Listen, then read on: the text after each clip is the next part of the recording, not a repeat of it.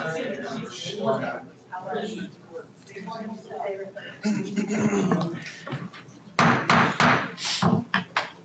now call the meeting of the Code Enforcement Board to order. Please stand for the Pledge of Allegiance.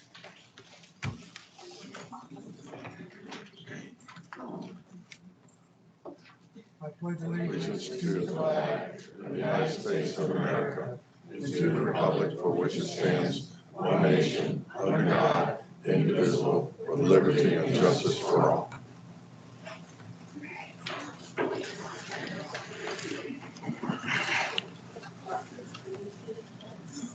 Welcome to Hillsborough County Code Enforcement Board hearing. When addressing the board, please state your name, address, speak clearly into the microphone. If you are planning to speak during the hearing, you must sign the speakers list located at the front door for the record. Presentations by the county, respondents, and opposition must be kept to a maximum of 10 minutes each. The board may recess at 12:30 and reconvene at 1:30 to continue business if necessary. The basic process for this hearing is as follows. Your case will be announced. Ms. Myers will conduct the oath of witness. Staff will present the evidence in your case. You will be allowed to rebut the evidence and explain what has occurred. I will close the hearing. The board will deliberate, make a motion, and then announce a decision. All decisions are based on the gravity of the violation, the action taken by the violator, and violator's history. The board may ask questions and allow other witness testimony if necessary. If a board issues an order for compliance, it is your responsibility to notify the board and code enforcement officer on or before the... I need to talk louder. Can you hear me now? Yes. Did you hear me before? Want me to start all over? No. It's warm in here, so I can do it. No. Okay. If the board issues an order for compliance, it's your responsibility to notify the code enforcement officer on or before the date ordered to demonstrate that the violation has been corrected. Depending on the order, code enforcement staff may later have to conduct an inspection to see if you've complied. If staff believes you have not complied, you will receive a notice in the mail. By law, you have 10 days to contest that notice, otherwise it will be considered correct and a lien may be filed against your property.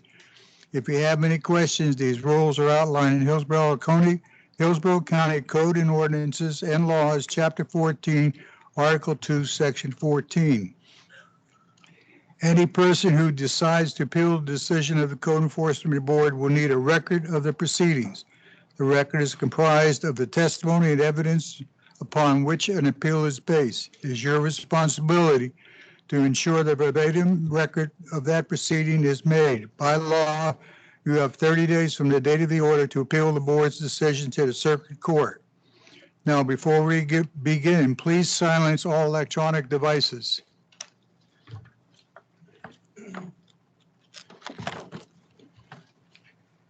Okay, may I have a roll call, please? Good morning, Board. Bernstein. Bernstein. Here. Clayton. Here. Durazio. Here. Houghton. Here. Patton. Here. Chair Priscilla. Here. Thank you. You have a quorum, sir. Thank you. Can we have an approval of the minutes for May 26th? Second, Patton. All in favor? Aye. Aye. Anybody opposed? Okay. Let's administer the oath of office to defendant and witnesses and staff. Staff. All county staff must take the oath of witness. Do you swear or affirm the testimony you're about to give will be the truth, the whole truth, and nothing but the truth? I do. Thank you. First case. First case is on page 4, number 7, case number CE 2201-4130. The owner is Gary D. Haight, 8706 Haight Street. 8706 Haight Street. We have service and no one is present. Officer. Chris Bishop of Hillsborough County Code Enforcement. The property in question is 8706 Haight Street. Property was first inspected on 11 November 2022 with the violations of accumulations, overgrowth, inoperable vehicles, commercial vehicle, roofs and parts thereof. The last inspection was done on 26 June 2023. There has been no contact with the owner due to a threatening email sent to our officers.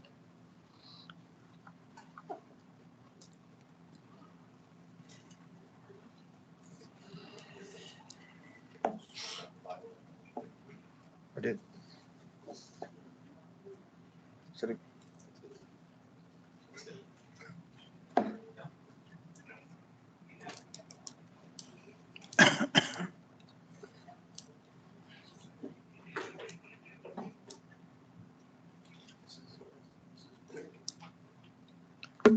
Mr. Bishop, you said you had no contact with the owner?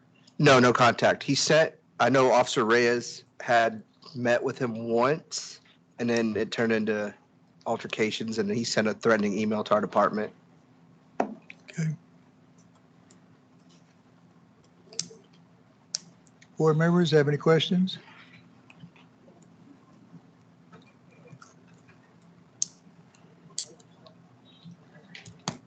Anybody like to make a motion? I'll make a motion. Go ahead. I move, excuse me, in case CE 22. Sorry, I don't have my glasses. 2201 2201 4130. 4130. That based on the evidence presented, I find that the property is in violation of Hillsborough County codes or ordinances as listed in staff's presentation. Further, based on the gravity of the violation, the actions taken by the violator and the violator's history, I grant 14 days to come into compliance. If compliance is not achieved by that date, a fine of $300 a day be assessed. Do we have any seconds or Second, Durazio. second to Roger? Okay. All in favor? Aye. Anybody opposed? Okay, that's it. Thank you. 14 days, $300.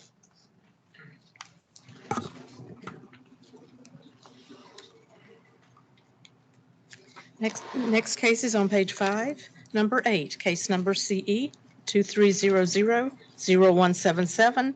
The owner is Denise Selsky, 7725 Alvena Street. We have service and we have someone virtual and also someone here in person. Liaison.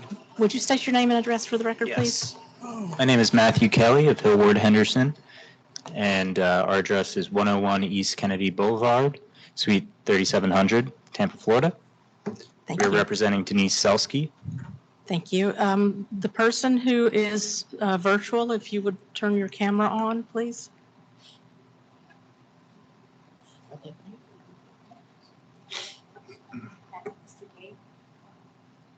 Are you the attorney, sir? I am. Okay. A little difficult here, and I'm so blessed that the air's going on. As am I.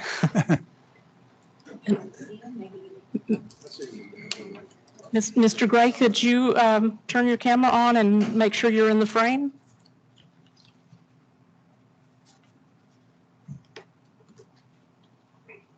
Okay, I guess we'll just go ahead and we'll try to get him on after the attorney and the officer do their testimony, I guess. Chris Bishop, Hillsborough County Code Enforcement. Property in question is 7725 Alvena Street. Property was first inspected on 11 January 2023 with the violation of development in the right-of-way. The last inspection was 21 June 2023, and there has been numerous contacts with the owner. If we go to the next slide, I could kind of show you. So the red box is Ms. Selsky's property. The yellow highlighted, or the yellow circled area is where she's developed into the right-of-way, which is Alvena Street. So there's 2 carports and fence and other materials there. Next slide. So where the red arrow is pointing, that's where her property line ends. The orange arrow pointing to the left is technically the right of way where she's developed onto. That includes the fence in the back and the 2 carports.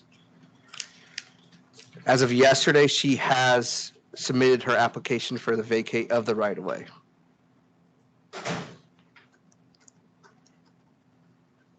Okay, That's all I have.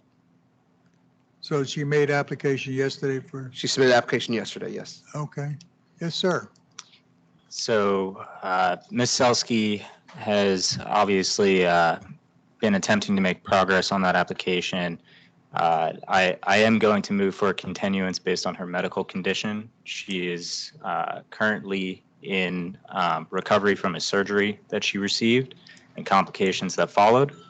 That will take another 8 weeks until she's fully recovered. However, she is at the same time making progress on the petition to vacate. As Mr. Bishop has noted, there are other factors, including the area outside of her property line.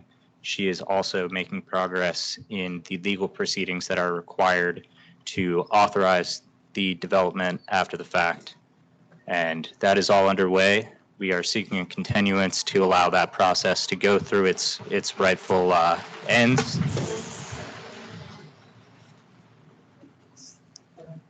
That, of course, will take time.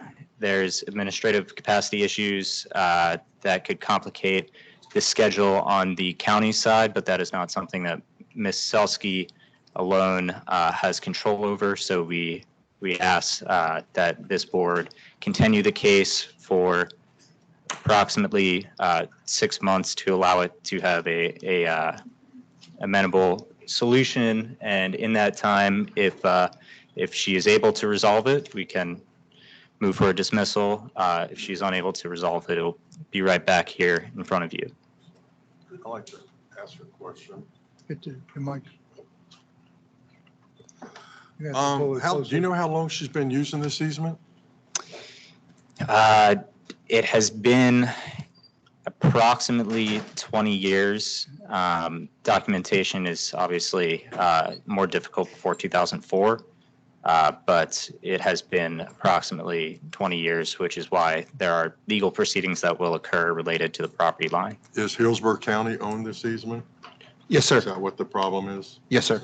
And how long does the application usually take for Hillsborough County to go through it to either close it out or grant approval? At the most, a year. At the most a year? That's what we've been told. And in my experience, a petition to vacate, there are a number of complicated factors that involve parties outside of Hillsborough County staff and the actual applicant, including TICO and private property owners. So that adds time. I can say that 6 months may not be when it's resolved, but it may have a clearer picture. A year would be fantastic, but 6 months is certainly sufficient in that regard.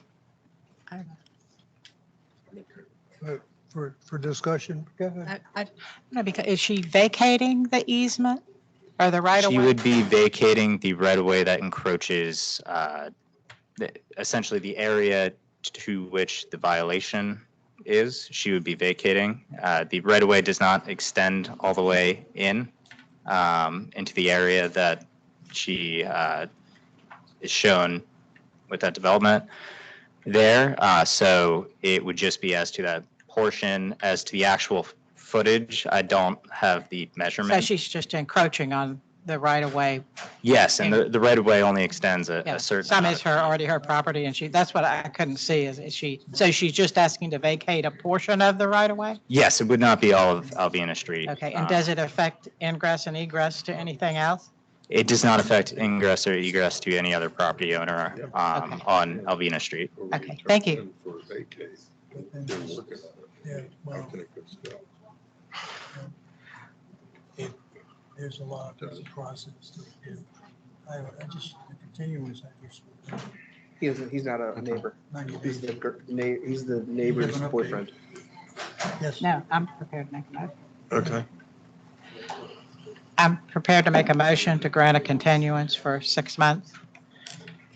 Okay, Excuse me, board, can we bring that down to 3 months to show progress? All she needs is a signature to get the application to go forward, not 6 months to get a signature.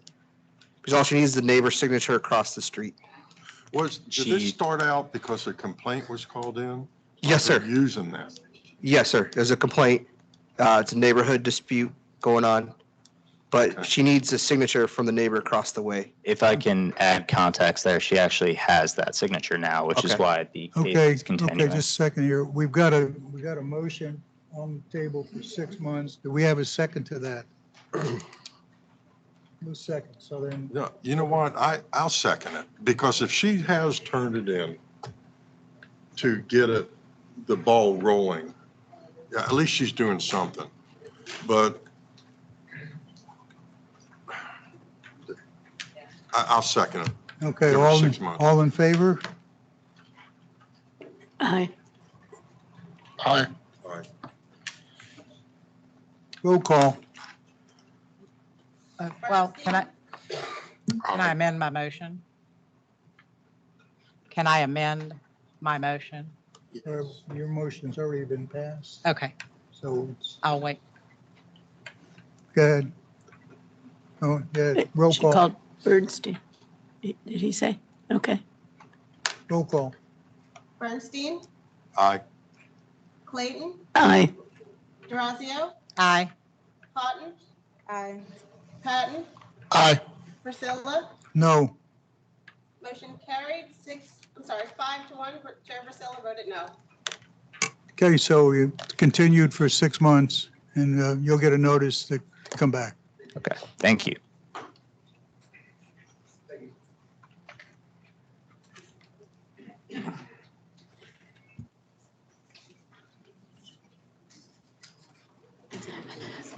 For the record on that, 6 months puts us to December 27th. Our hearing in December is on December. The 6-month continuance ends on December 27th. The hearing date in December is December 1st. So it will be just short of 6 months when it comes up for hearing.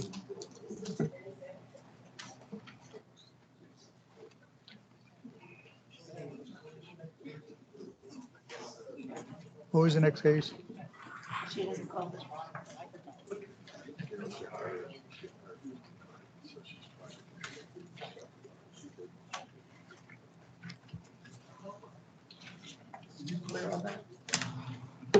Sorry, were you clear on that? The actual date will be 1 December, though? Okay. And we'll send you the order in the mail or by email. Okay, the next case then is on page 8, number 14, case number CE 2200-8500.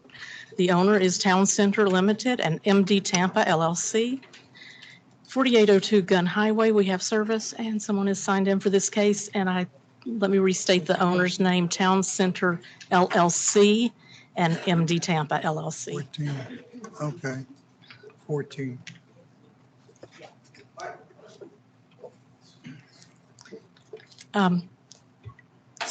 You can come up to the podium, sir.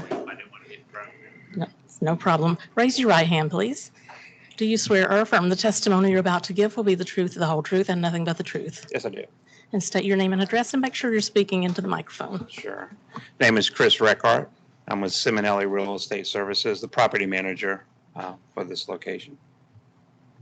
And the address of your business then? Is 4100 West Kennedy Boulevard in Tampa. Okay, and do you recognize the property in the photo? Is that Yes, the I do. property? Thank you.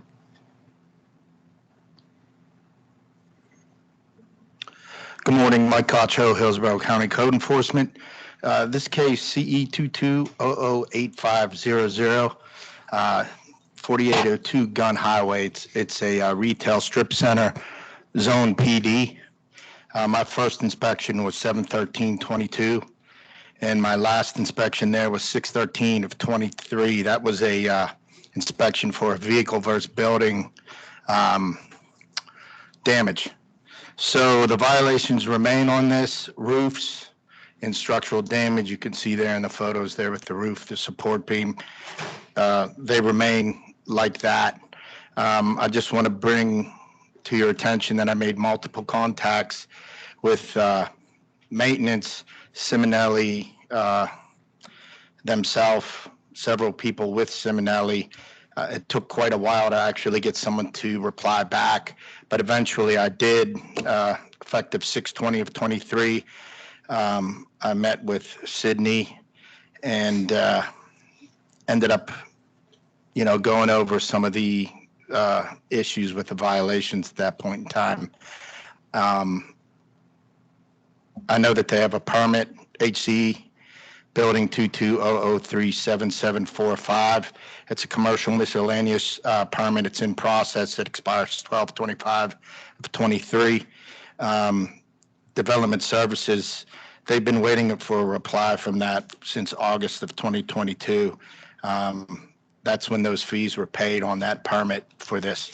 But there's no work that's actually been done. And again, I think there was just a lot of miscommunication there.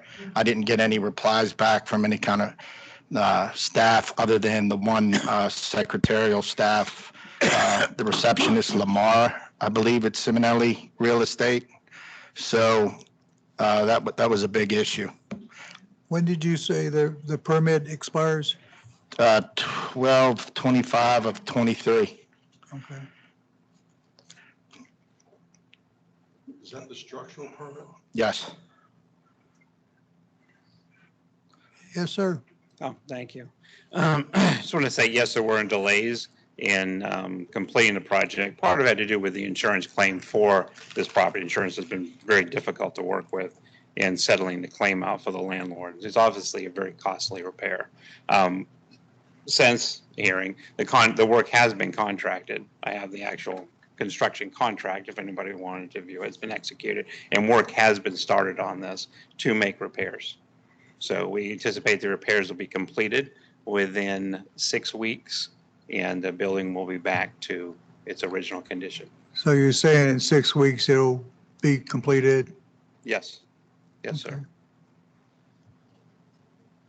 Okay. Any questions of the board? Any motions? I'll make a motion. Here's your motion. I'd like to make a motion to move the case number, what's that?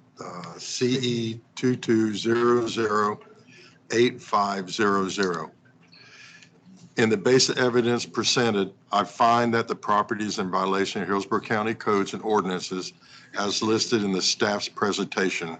Further, based on the gravity of the violation, the actions taken by the violator's history, I grant 6 weeks to come in compliance. If the compliance is not achieved by that date, a fine of $300 per day will be assessed. Any seconds? Second, Durazio. All in favor? Opposed? Okay, it's 6 weeks. Great, thank you.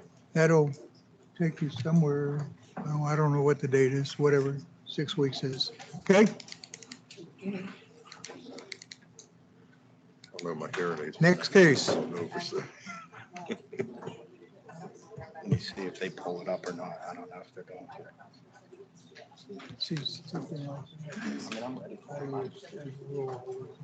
Next case is on page 10, number 18, case number CE 2300-1180. The owner is the 1953 Trust.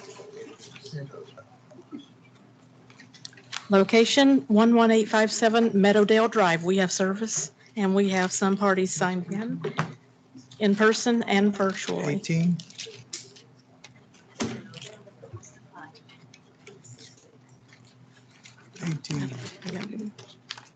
We're not 300. explaining, it's just a general rule. Are all the parties who are here in the room going to testify? If they are, we need them to come up and take the oath of witness. Anyone who's going to testify. Okay, raise your right hand, please. Do you swear or affirm the testimony you're about to give will be the truth, the whole truth, and nothing but the truth? Okay, and state your name and address, please. My name is Rolando Prohenza. Into the microphone, please. Good morning. My name is Rolando Prohenza. I am the trustee and the beneficiary of the 1953 Trust. And your address, please? My residence is at 13514 Lake Magdalene Drive, Tampa, Florida, Thank 33613. you. State your name and address, please. Hi, good morning. I'm Stacy Bostic from Bush Ross. I'm at 1801 North Highland Avenue, Tampa, Florida, 33603. Thank you.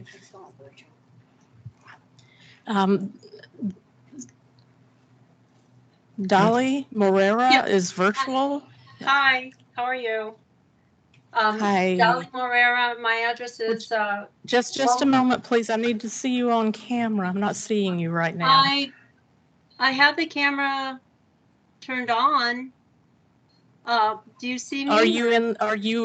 Can you see yourself in the frame? I cannot. I only see the photos that you have with the yellow trailer with the. Right, I need to see you on the screen to give you the oath of witness for you to be able to testify. I've got, no, that's not her. You need to turn your camera on. It is on. It is on. Turn it off and then turn it on again. I've done that. I'll do it again. It's on. Let's see. But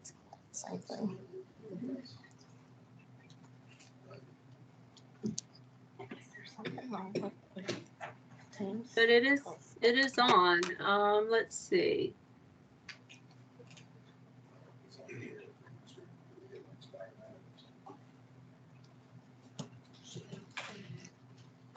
Can you see me now or?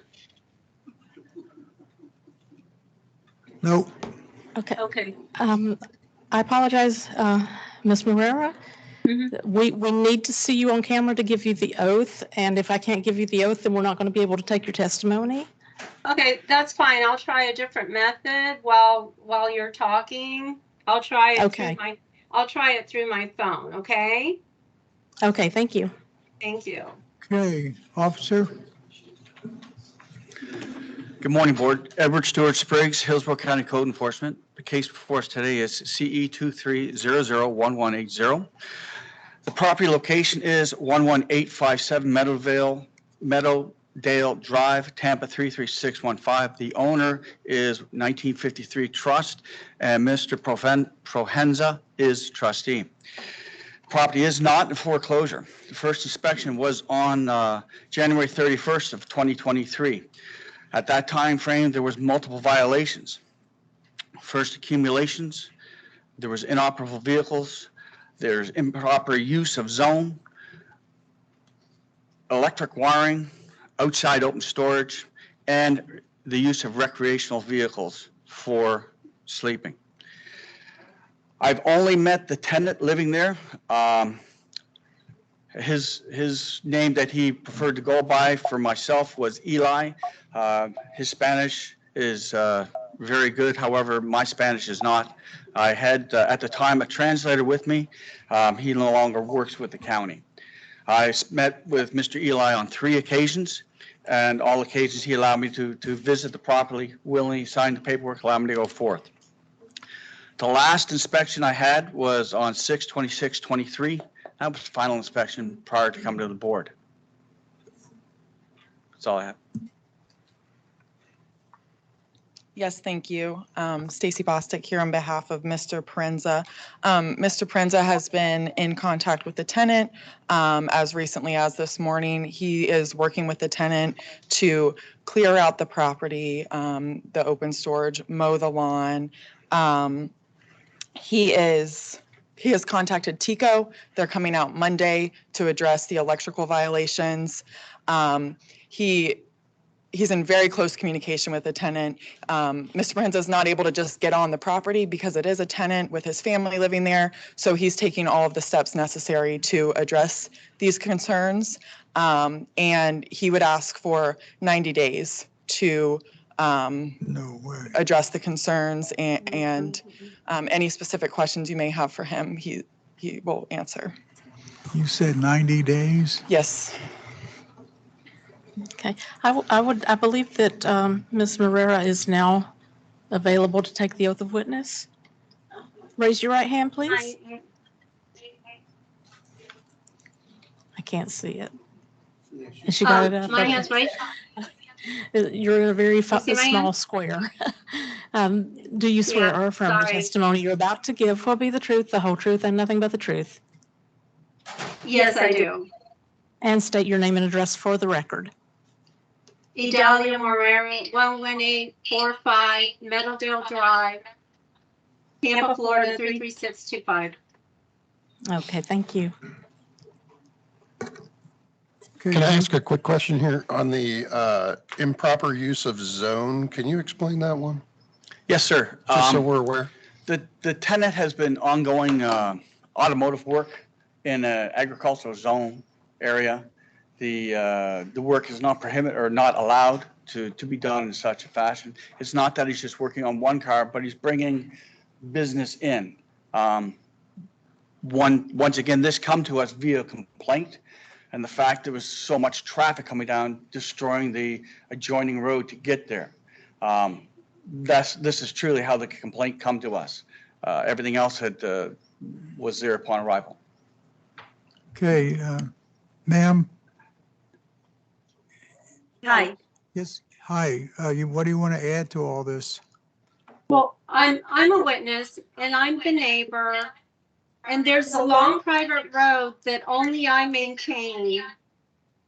The Provenza does not help me maintain the road, although his tenants are destroying the road, and they have been.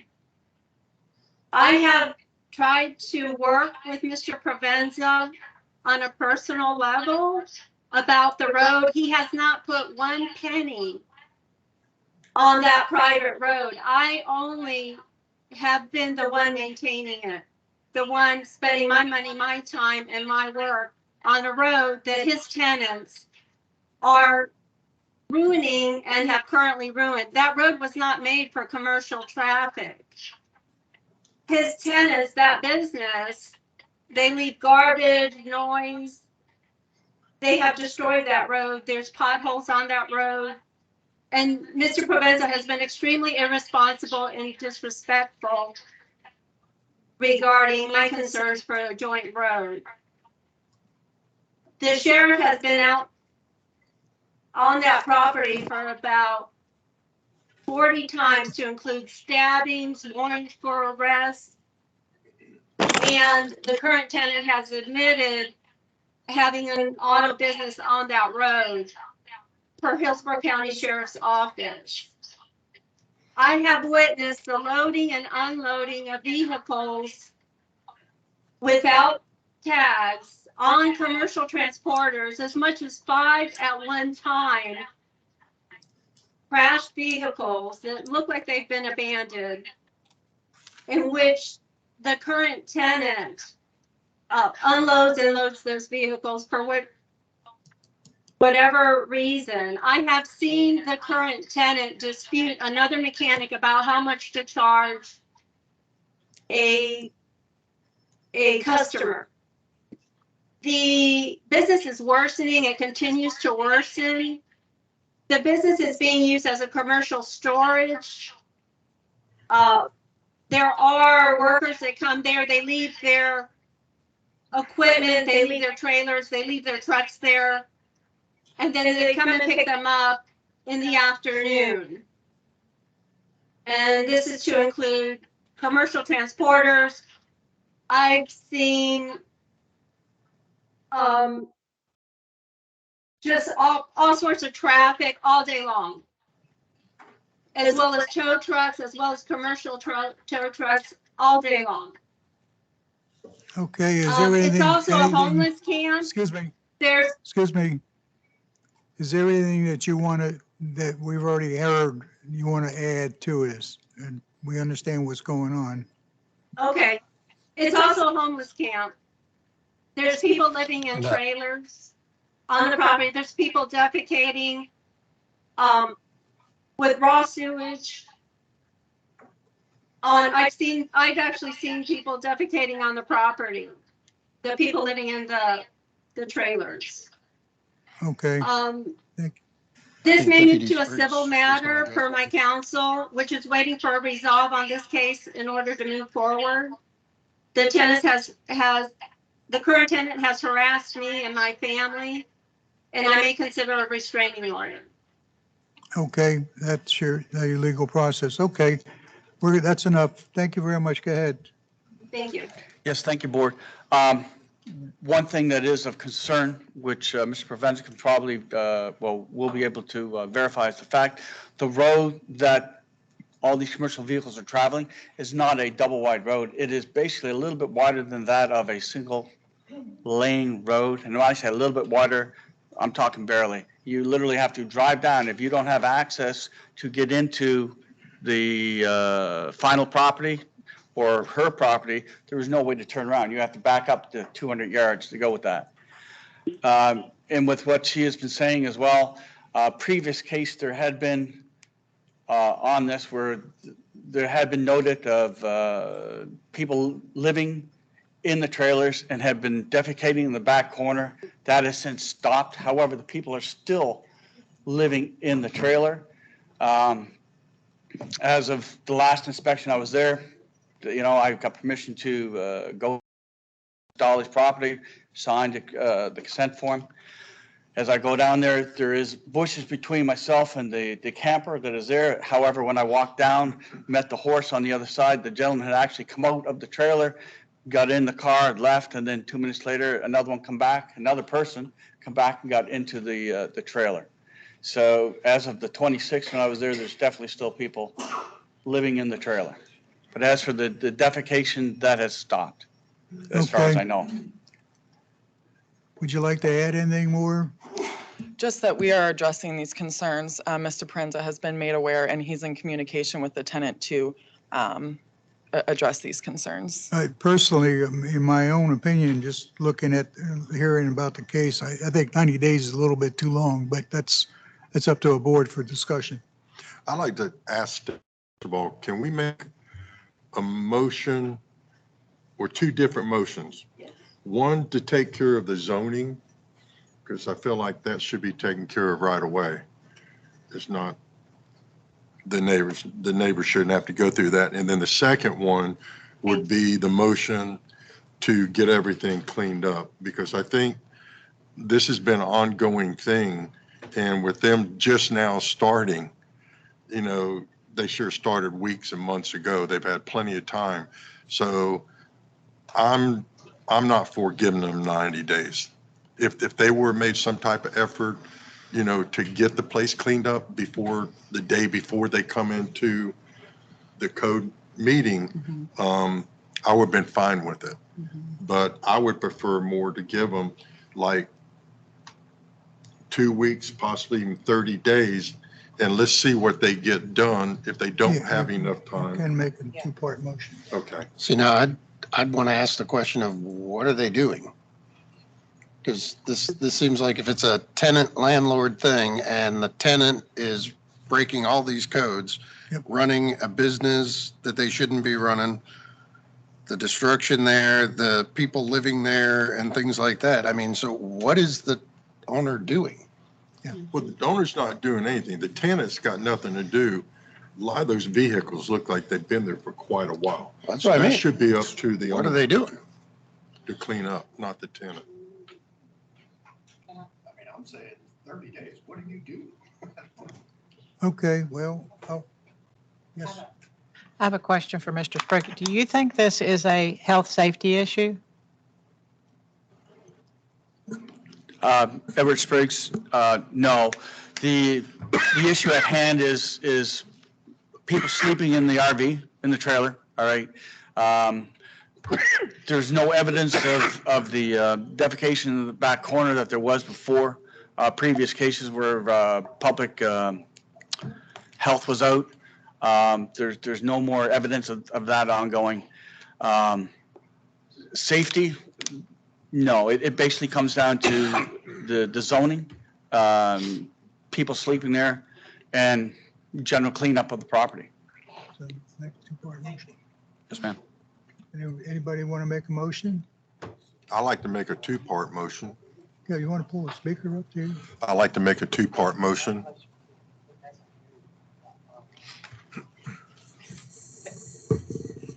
Better? Okay. I'd like to make a two-part motion.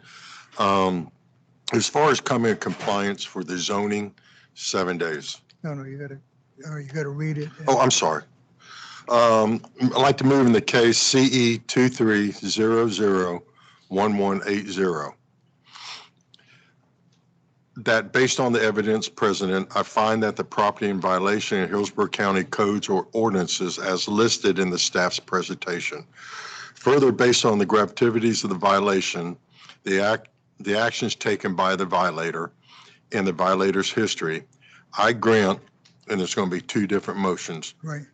7 days for the zoning to come in compliance. Zoning, Property use for the zoning. 7 days, okay. And then And how 30, much- go ahead, How much per day? $300 a day. And then all the other items? And then all the other items, 30 days to come in compliance or $300 a day on that. Okay, we have a motion on the floor for improper use of zone, 7 days, $300. Accumulations, inoperable vehicle, electrical wiring, outside open storage, and recreational vehicle, 30 days, $300. All in favor? Or is there a second? Patton, second. Second? Okay, all in favor? Aye. Aye. Opposed?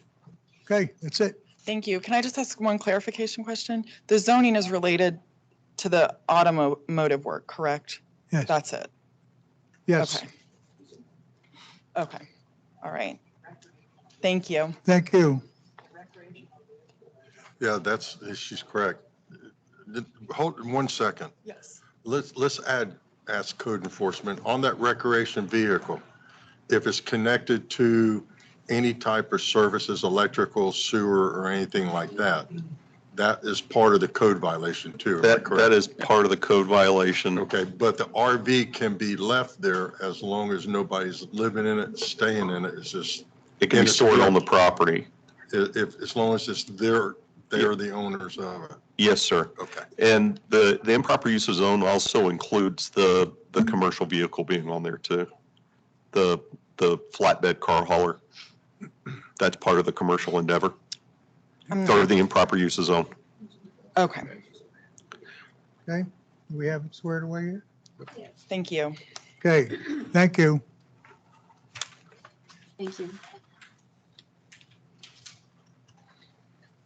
Yeah, see, now you know how to make a complaint.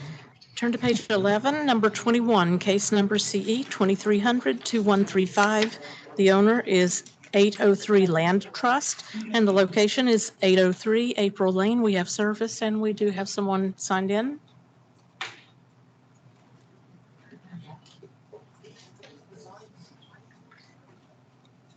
Good morning. Raise your right hand, please. Do you swear or affirm the testimony you're about to give will be the truth, the whole truth, and nothing but the truth? I do. And state your name and address. Adrian Johnson, 803 April Lane. Susan? What's the rest? Susan, you're gonna have to get closer to the mic because they can't hear you down. It's hard to hear down here for all of us. I hear myself very well. That's okay. Okay, state your name and address, the full mailing address for the record. Adrian Johnson, 803 April Lane, Tampa, Florida, 33613. Thank you. And do you recognize the property in the photo? Is that your property? Yes, it is. Thank you. And I've got that you're the owner of this property. Is that correct? That's correct. Thank you. Calvin Allen with Hillsborough County Code Enforcement. Case number is CE 23-02135. Move the mic closer to you. Is that better? The property is located at 803 April Lane, Tampa, Florida, 33613. It's owned by 803 Land Trust. The property is not in foreclosure. My first inspection was February 3rd, 2023. During the inspection, there were a couple violations: commercial vehicles, outside open storage, inoperable vehicles, improper use, occupancy of the public right-of-way. I have been in contact with the owner as well. We met this morning as well. The only remaining violation is the outside open storage, which is the Connex box. And speaking with him this morning, he said he needs about another 30 days to move the Connex box. So you're saying the improper use and occupancy of a public right-of-way is in compliance? Yes, sir. That was as of today, this morning at 7:20 this morning, I went by. Okay, same thing with commercial vehicle is in compliance now? Yes, So the only outstanding violation is the outside open storage, but he told you he'd have it removed in 30 days. yes, sir. Okay. Yes, sir. That's correct. Oh, yes. I've just been working on getting it. It's hard to move something like that to a place because I need to have permitting and that kind of stuff. So I've been working on that. That's what's been taking me so long. Besides working my full time 16 hours for my job. So you're asking for 30 days. Yes, sir. You'll have the job. Yes, Your Honor. Okay. Any questions of the board? Motions? I have a motion. I move in case number CE 23002135, that based on the evidence presented, I find that the property is in violation of Hillsborough County codes or ordinances as listed in staff's presentation. Further, based on the gravity of the violation, the actions taken by the violator, and the violator's history, that I grant 30 days to come into compliance, and if compliance is not achieved by that date, a fine of $250 per day be assessed. Do I have any seconds? Second, Clayton. Sorry, second, Clayton. Second by Clayton. All in favor? Aye. Aye. Anybody opposed? Okay, so ordered. 30 days, 250. Thank you.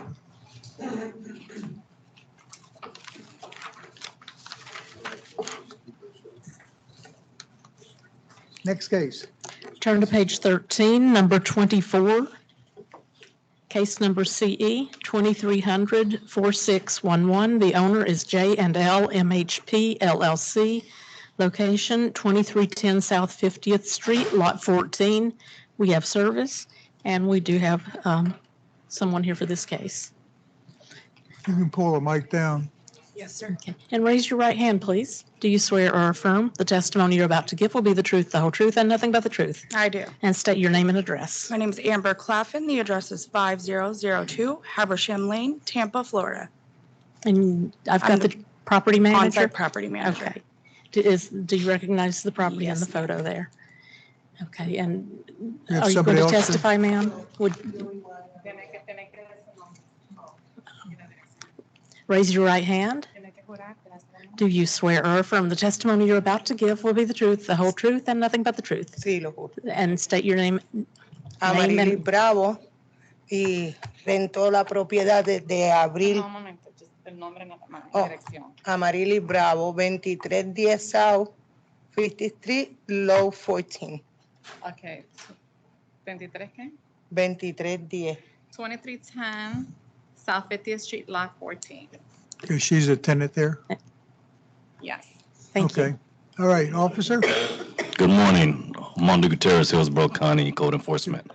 This case was initiated in April of 2023. CE 2300-4611 is tenant occupied. It is not in foreclosure. The violations we had a couple, but the violations that is still in violation is infestation of interior surfaces.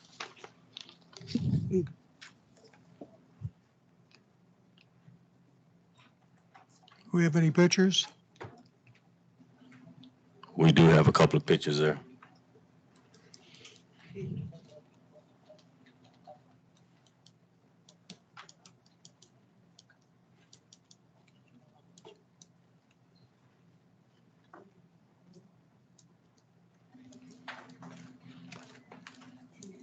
Basically around one. Huh? Yeah. I don't know what they're doing. That's a roach. Okay. Yes, ma'am. Good afternoon. So as far as the infestation, the company has called in outside pest control. Big Apple Pest Control came out on June 17th. They did complete pest control termination for all pest. This is something the company is willing to readdress in a few weeks. It's not something that is going to obviously disappear overnight. If you have any suggestions, I'm open. Okay. Yes, ma'am. Well, listen to the tenant. I don't have any questions right now if you're already addressing it. Raquel, we've asked that the tenant state their name and address again and make sure that it's getting on the record in the microphone, please. Amarilis Bravo. La dirección es 2310 South 50 Calle, Lote 14. Code Enforcement Officer Raquel Andujar, translating for the resident. And she did confirm that she lives at 2310 South 50th Street, Lot 14. The resident wants to indicate that the infestation continues. She has submitted letters to management to include a letter from her doctor stating that the resident is suffering from insect bites, from there's termites, cockroaches, bed bugs, and etc. This is still ongoing, and it's been suggested for her to be relocated. The resident wants to submit her evidence. Vamos a dar esto a ella.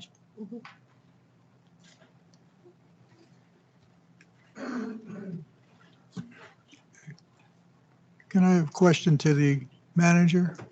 Is this your first time responding to this This type complaint? of matter or this complaint? To the complaint?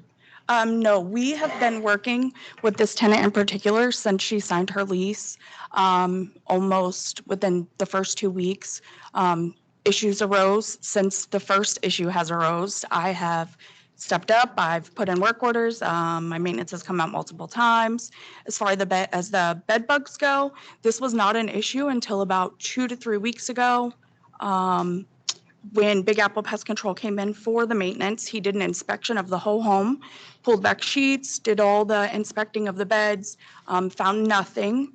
That's when the tenant advised both the pest control and myself that the furniture that she had purchased, she sent back. Under assumption, I'm assuming those pests in particular could have been brought into the home via her purchase. However, like I said, when the pest control came through, after inspecting for bed bugs in particular, none were found. However, we did treat for termites, bed bugs, and the cockroaches. Do we have that inspection report? I unfortunately do not have that with me. I was not. If it was done on the 17th, you should have that inspection report. I'm just the property manager. As far as like everything else, this is the first time I've been put in this position. The company that I work for was recently bought by another company. They're in the transfer. Okay. So I'm just kind of here doing my job.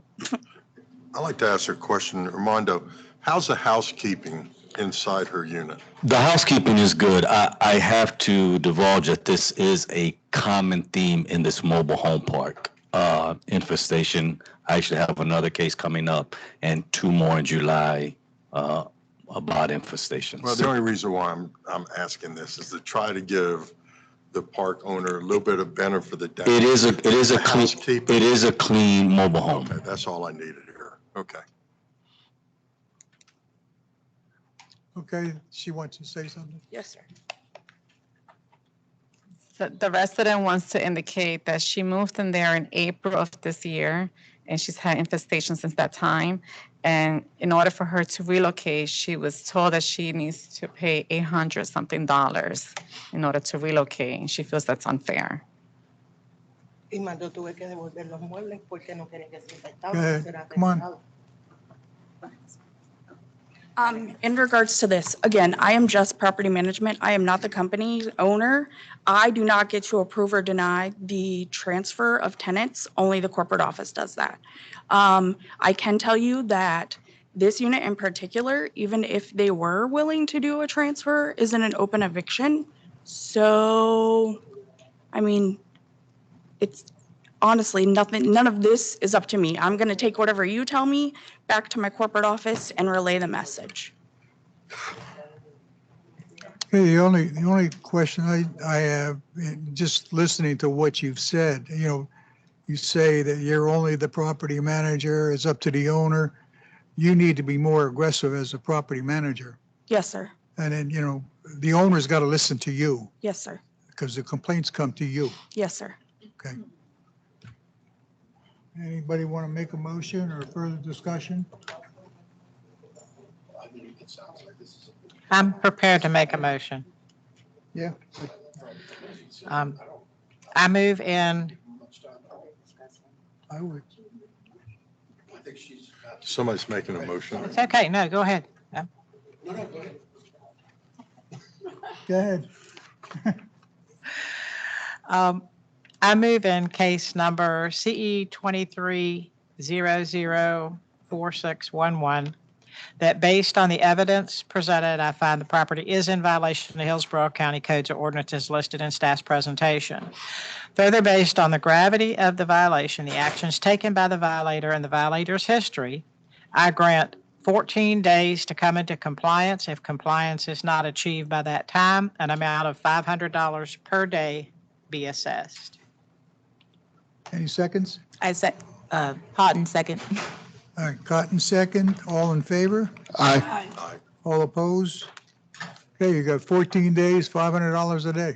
Okay, so I have 14 days to, They're going to come out and do an inspection, make sure they find any bugs. okay, thank you. Okay?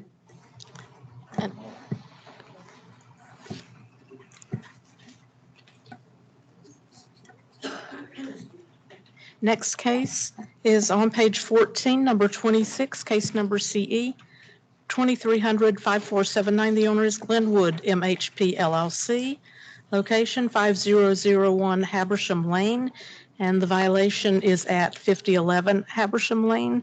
We have service, and we also have parties here for this. Ms. Chapman, if you would state your name and address again for this Yes, ma'am. case, as you're still under oath. Yes, ma'am. My name is Amber Claffin. The address is 5002 Habersham Lane, Tampa, Florida, 33619. Thank you, and I'll need the tenant to take the oath. Do you swear or affirm the testimony you're about to give will be the truth, the whole truth, and nothing but the truth? I do. And state your name and address. Joshua Myers, 5011 Habersham Lane, Tampa, Florida, 33619. Thank you. And you are the tenant? Yes, ma'am. Oh, sir. Ma'am. I was looking at I'm her. the ma'am. Sorry about that. I beg to differ with you. Again, for the record on this case, do you recognize that property? Thank you. Armando Gutierrez, Hillsborough County Code Enforcement. This case was initiated May 11, 2023, which is CE 2300-5479. We had quite a few violations here as well. Outstanding violations are infestation of interior surfaces and ceilings. What they did is they replaced the ceilings, but they didn't remove the old ceiling. They replaced the new ceiling without removing the old ceiling, and now we're having a humongous bow on this ceiling. A lot of weight there. So what's the interior services? Pardon me? You got interior services, interior floors and walls? Infestation of interior surfaces. So we got the infestation and we got the ceiling violation. The infestation is on the floors and walls as well, right? Correct. Okay. And you've had contact with the owners?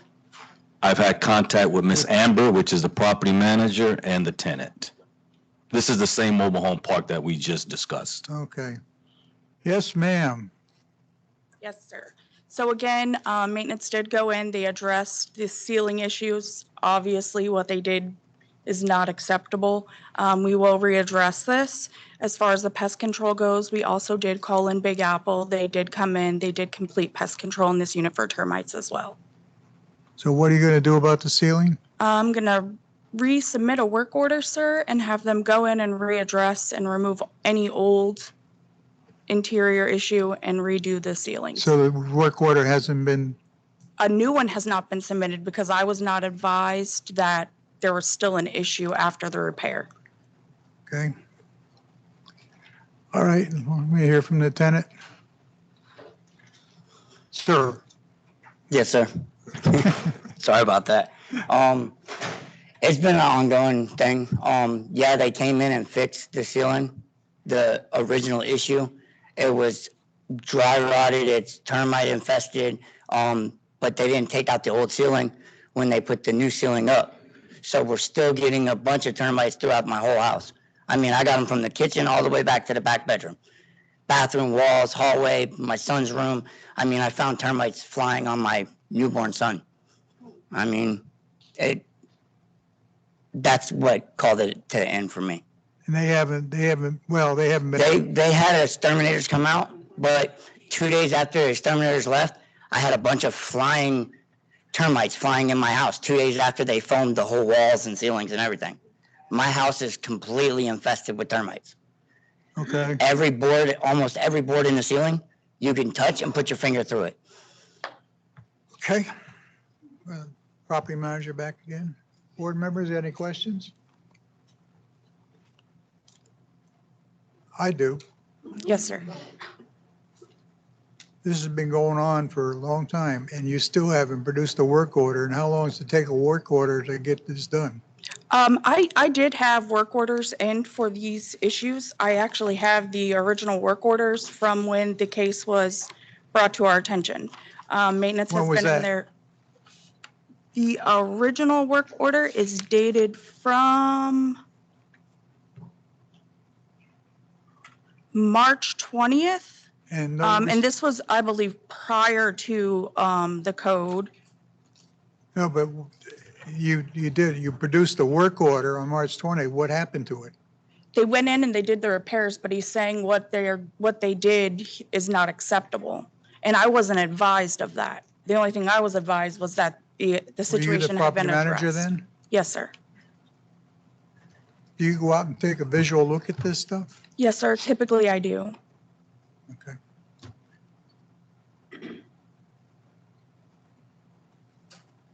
What would you feel would be the proper?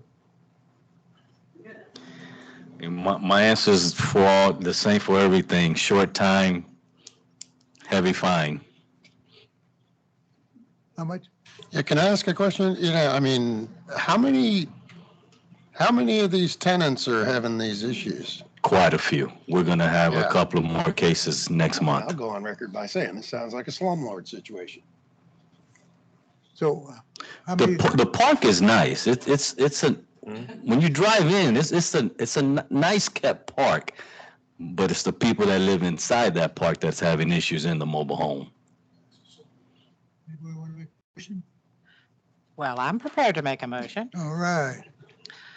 I move in case number CE 23005479 that based on the evidence presented, I find the property is in violation of Hillsborough County codes and ordinances as listed in staff's presentation.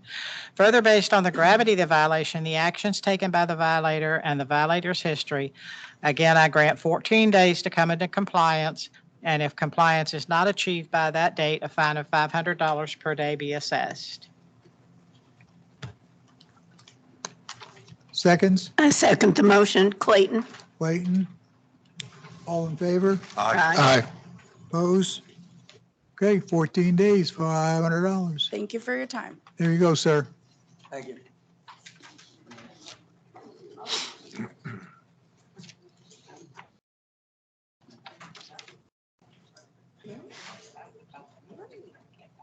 That's terrible.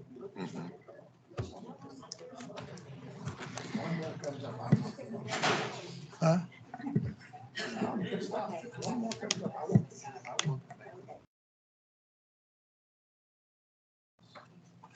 Next case. Next case, if you'll turn back to page 13, number 25, case number CE 2300-5394. The owner, Lizette C. Rodriguez, 7402 Patrician Place. We have service. And I believe we have Ms. Rodriguez virtually on this case. 25. Raise your right hand, please. Do you swear or affirm the testimony you're about to give will be the truth, the whole truth, and nothing but the truth? Yes. State your name and address. Lisette Carmenates Rodriguez, 7402 Patrician Place, Tampa, Florida, 33619. Thank you. Good morning, Armando Gutierrez, Hillsborough. I apologize. Just a moment. Armando. Apologize. Okay, do you see the photo, Ms. Rodriguez? Is that your property? Yes, it is. Thank you. Good morning, Armando Gutierrez, Hillsborough County Code Enforcement. KCE 235394 was initiated April 10, 2023. The violations cited are outside open storage and commercial vehicles. However, this is a repeat violator. And we had the case as a repeat violator September 21st, 2022. So what we're asking the board is for a per occurrence order.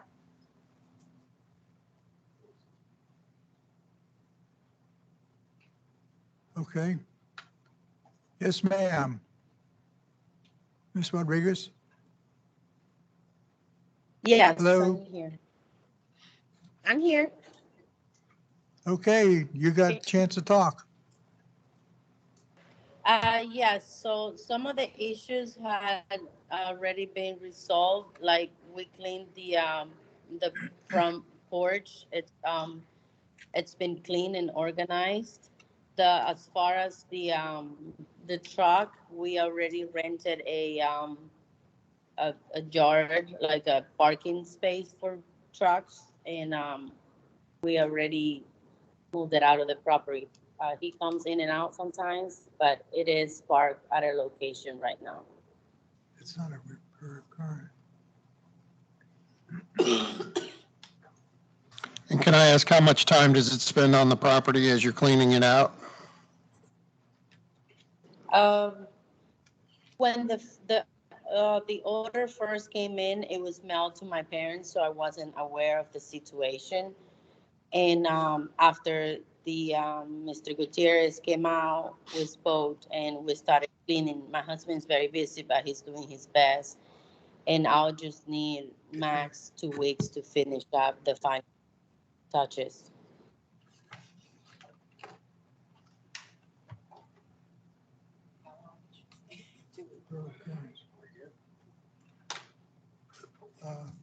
Just a second. There's more code violations than that. Okay. I'm Go ahead. I would say I'm prepared to make a motion. All right. Somebody has more questions. Go ahead. I like to ask a question. Go ahead. Can we go back to the open carport?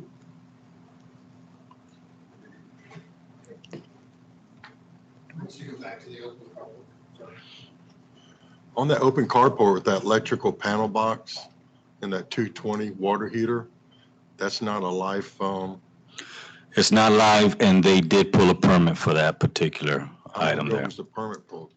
The permit was pulled probably now about 6 months ago. And nothing's been done. Nothing's been done. That's the only thing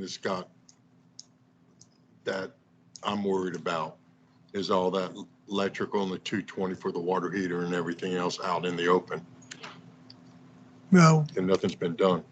Well, And they've had That's the not- permit that's for what 6 that- months. Yeah, but not that's wired. not, that's Well, not, that's Well, not part of the violation. water, yeah, that was, we pulled a permit and we did install the water heater. I didn't know that, like, I have to, like, bring someone in to check it, but yeah, that was Open storage. from before. That's it. That's not, they would cite a violation. We for are that. under construction, and right now we have an open case with a bunch of permits going on. We can ask that question.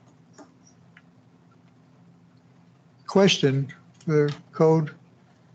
As he suggested about the electrical panel and whatnot, would you consider that part of the outside storage, outside and open storage?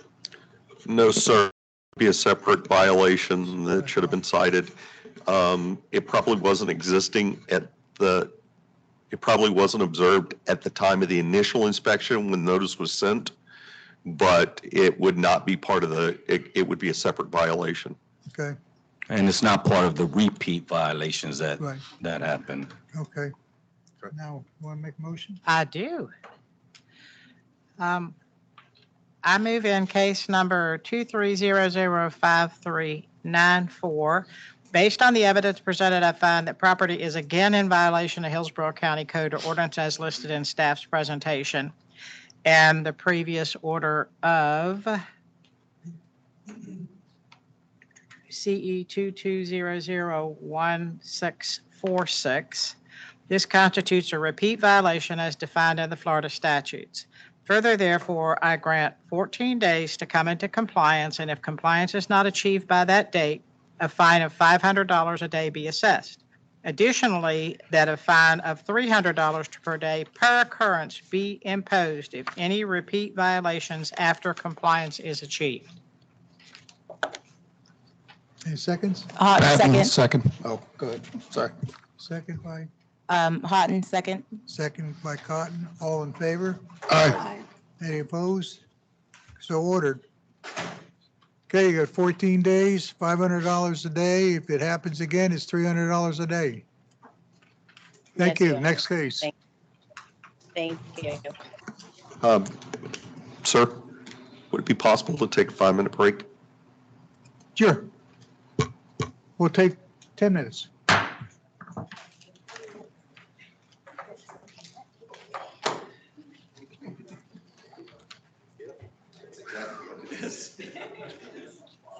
Now I understand why they did that. That wasn't part of the original violation. Right.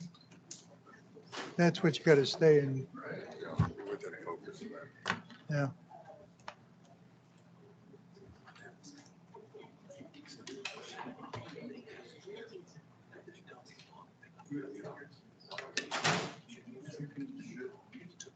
Oh, it's not.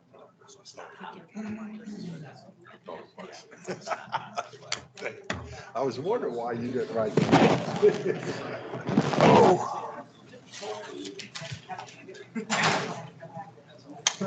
How we doing? Are you sure?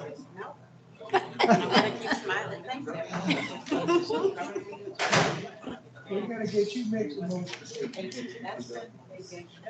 Right. So a lot of times they have 6 months. What do you think? Yeah, you're here, but you know, it's not rubber.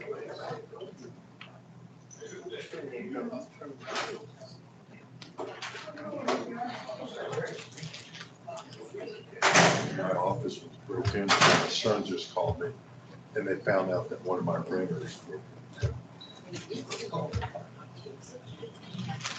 Where is your office? You know where the apex is with 41 in it? Just look at that side. But exactly, but I was asking. Roots. I live in Roots. Property. Yeah. On the right side. I was, I don't want a problem. I live not very far. Yeah, down in between Mac and closer to 95, but 579 Mac, that's where the subdivisions are. Started. I think now we've had all of That place is really rough. ours is all, well, our house is.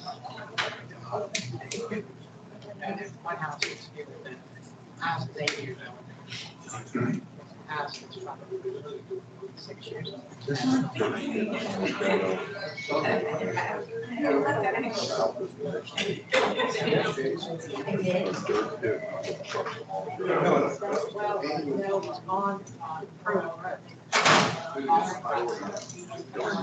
haven't been out there so long. I know people.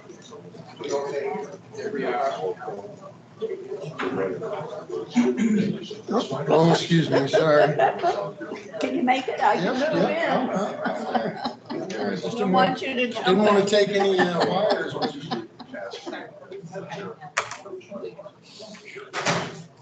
Contact my chief, Rick Van Art, and tell him this is just too much. You don't want us here.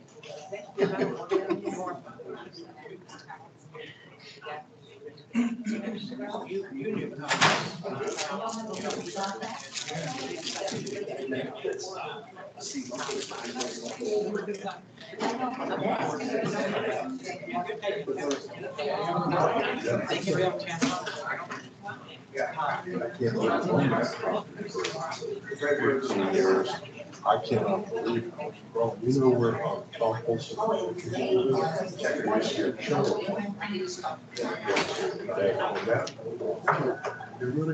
it's going down.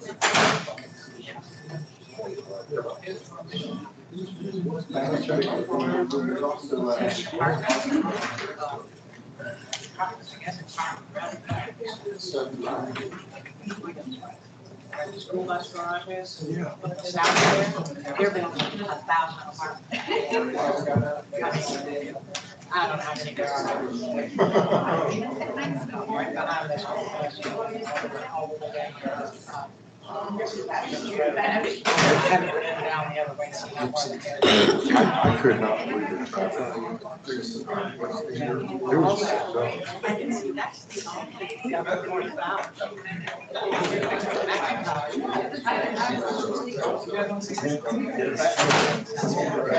How could they have replaced the ceiling?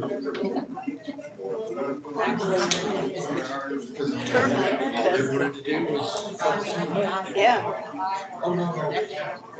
Knowing full good and well they weren't fixing it.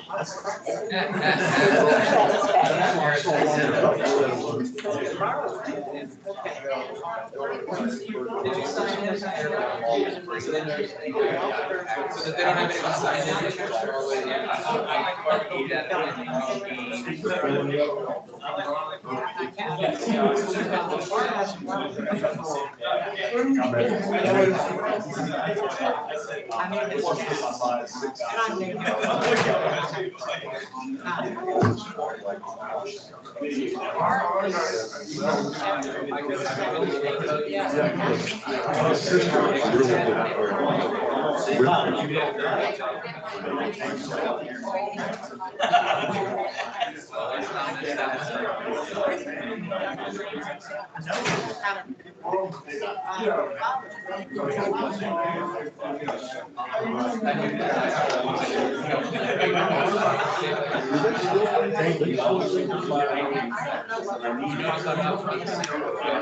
It's not my hair. It's not my hair.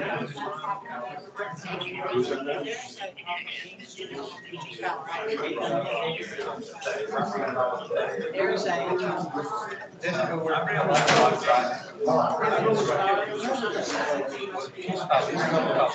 Hi, this is Sharon.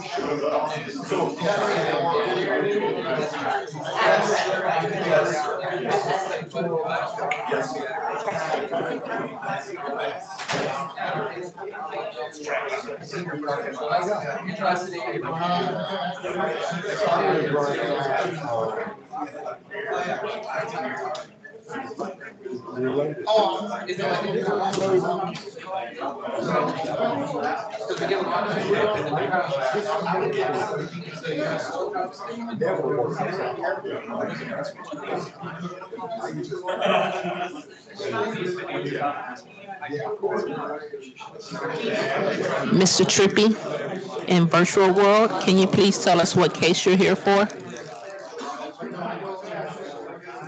Yes, I'm here for, you want the violation number? Hello, do you want the violation number?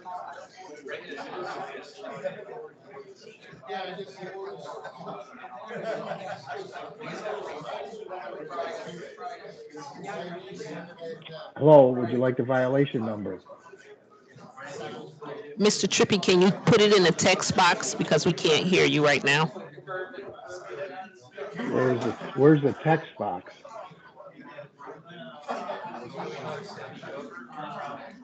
Put it in a chat box for me, please, sir. Chill time, chill time, chill time.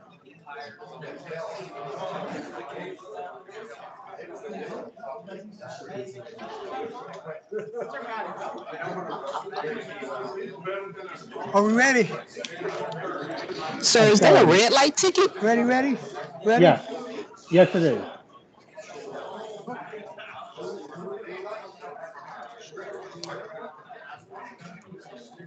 So you see, well, Can you hold that paper up again, sir? you know, like here. Mr. Trippy, can you please hold that letter up again to the camera, please? That is a red light, sir, citation. We're not doing red lights today. That was last week, sir. They told me. This is a code enforcement board hearing, not a red light hearing, sir. That's why he didn't. I just like to question their. They're supposed to know what the hell they're doing.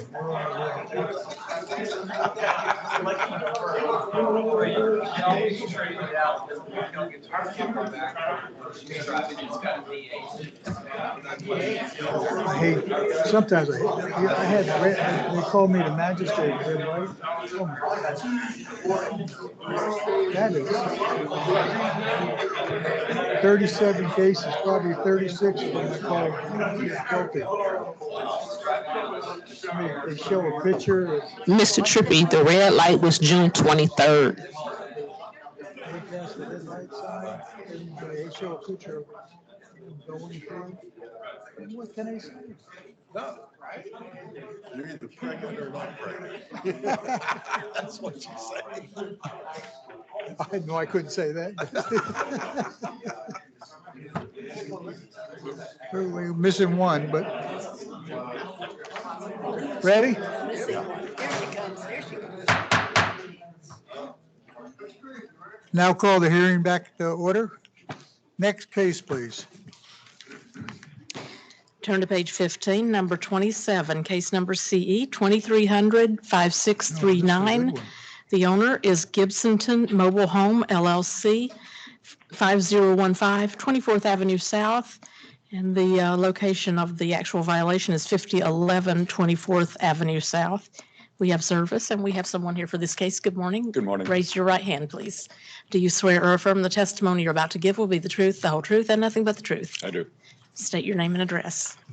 Craig Buist. I reside at 5015 24th Avenue South, Tampa, Florida, 33619. And are you the? Property manager? Yes.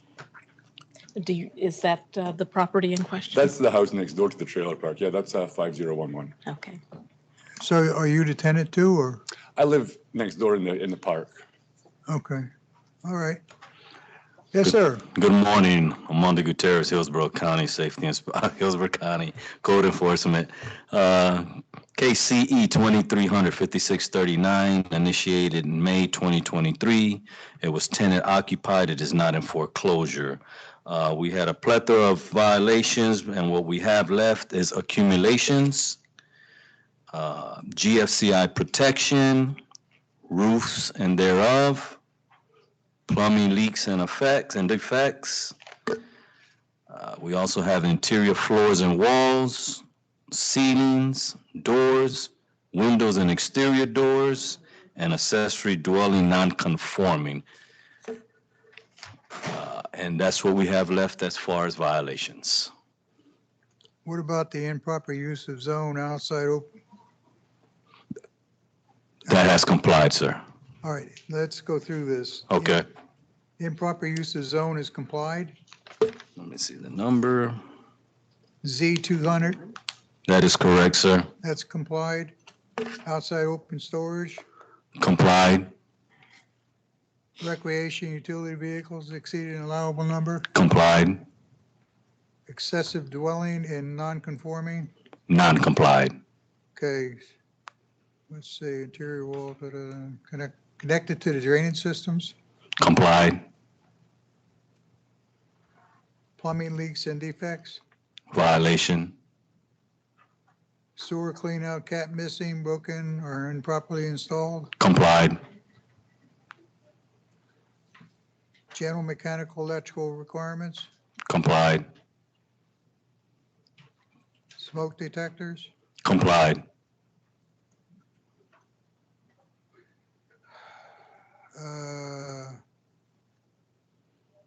interior walls and floors, okay, ceilings, doors, okay.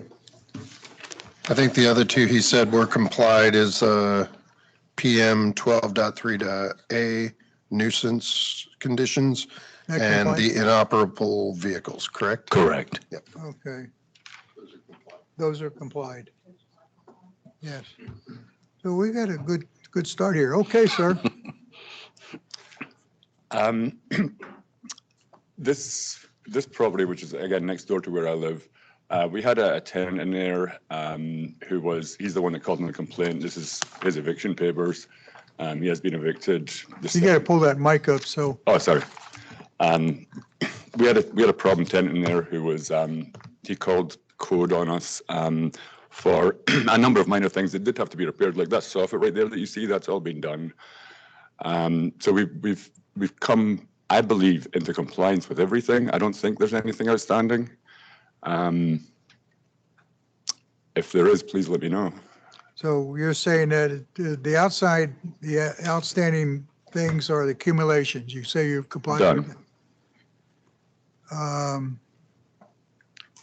Plumbing leaks and defects, Done. complied. Interior walls and floors, Fixed. ceilings, Fixed. doors, Fixed. excessive dwelling, non-conforming. So again, there were a few people living in there. The one problem tenant had other people living in there. No longer the case. There are 3 people in that dwelling right now. So in order to, how long is it going to take you to come in compliance with excessive dwelling and non-conforming? I'm in compliance with that, I believe. Huh? I believe that I'm in compliance with that. Oh, you say you're in compliance now. Yes. Okay. Board members, any questions? When was the last inspection?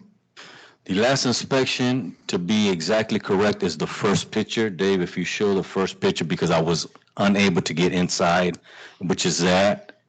622? 622. And as of 622, the roof was not complied. That's true. And the little shack in the back was not removed. I don't know if people are still living in there or not. They are not. There was plumbing and electrical in there that has been completely removed. It's just a shed at this point. No one living in there. And all the roof and stuff has been done since 622. Can I ask why our officer wasn't allowed to go check all that out so that he could mark it in compliance? I wasn't there at the time. 622 was actually my birthday. I was out of town. So I'm not sure who he was trying to get access through, but I wasn't there at the time. I wasn't there on that day. And you said that this was all due to a problem tenant who's since been evicted? Correct. And yet there are people living there now? There are 3 people living there now, yeah. At the time, there were more than 5 people living there. At the time, again, this problem tenant, he had a bunch of friends over, so it looked like there was like 7 people living there. And I would just like to ask also, and I apologize here, because I know with the GFCI issues, We didn't have a ground wire anywhere in this dwelling. You placed the GFCI and it's connected correctly? Correct. We had an electrician come in and replace all the GFCIs. Thank you. Any other This is probably a questions? question for you, brother, but doesn't that require a permit? What's that? If you're having an electrician come in and redo all your wiring? He didn't redo it. It was just the GFCI. It was just, it was Just the just, GF. Receptacle. Just one yeah. receptacle? just- Well, there was no receptacle in that There was restroom. no receptacle? No, sir. Now there is a it- GFCI? I have no idea. I haven't But- been in, There is. but that's what we were asking for. Dave, you wanted to add something? No, no, sir. I was going to ask about the GFCI in the bathroom. There was none. There was no receptacle installed in the bathroom. I wanted to make sure he was saying everything was done. I wanted to get clarification on that. That is correct. That's all. Okay, so in essence, you've complied with everything with the exception of accessible dwelling non-conforming, right? He That's, complied with that. that's also been done, yeah. That's complied. So anybody want to make a motion? I'm prepared to make a motion. Mr. Rajo, go for it. I move in case number CE 2300-5639 that based on the evidence presented, I find the property is in violation of Hillsborough County codes or ordinances listed in staff's presentation. Further, based on the gravity of the violation, the actions taken by the violator and the violator's history, I grant 7 days to come into compliance. And if compliance is not achieved by that date, a fine of $500 per day be assessed. I got a question to ask. What is he in non-compliance about now? Well, it has to be very. Well, I haven't done the reinspection, so I have no Oh, okay. idea. That's what I was gonna Are you able to add. do the inspection in 7 days? Correct. Correct. Okay. That's what I was going to add was you need to make sure that the tenant that's in there now gives him access to do a full inspection Well, I will. get- within I'll that get my 7 card. days. And Okay. like I say, I live next door. Hold on. Hold on. Okay. We have a motion. We have to have a second. Second, Clayton. Okay, let's, in further, rather than, once a motion's been made, we've got to wait for the second and then we can have a discussion. But until then, we can't. Okay, so all in favor? Aye. Opposed? Thank you. 7 days. Get a hold of the officer. He'll be out there to check it out. Make All right, sure he thank you gets very much. access. Thank you, okay? board. See what, Turn to page 17, number 31, case number CE 22013024. The owner, Tom Folsom Mobile Park LLC, location 10140 Tom Folsom Road. We Yeah. have service. Good morning. Still morning. Raise your, I don't need to give you the oath. I know that you're the attorney. Would you state your name and address for the record? Yes, ma'am. Good morning. My name is Michael Jones, 3134 North Boulevard, Tampa, Florida, 33603. Thank you. Do you know if that's your client's property? I believe it is. Okay.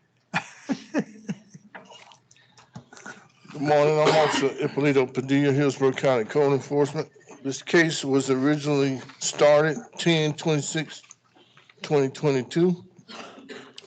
It is zone AR. It was originally cited by the previous officer for the violations of accumulations, fences, inoperable vehicles. As of my inspection, last inspection, those violations still remain, as you can see in the photos.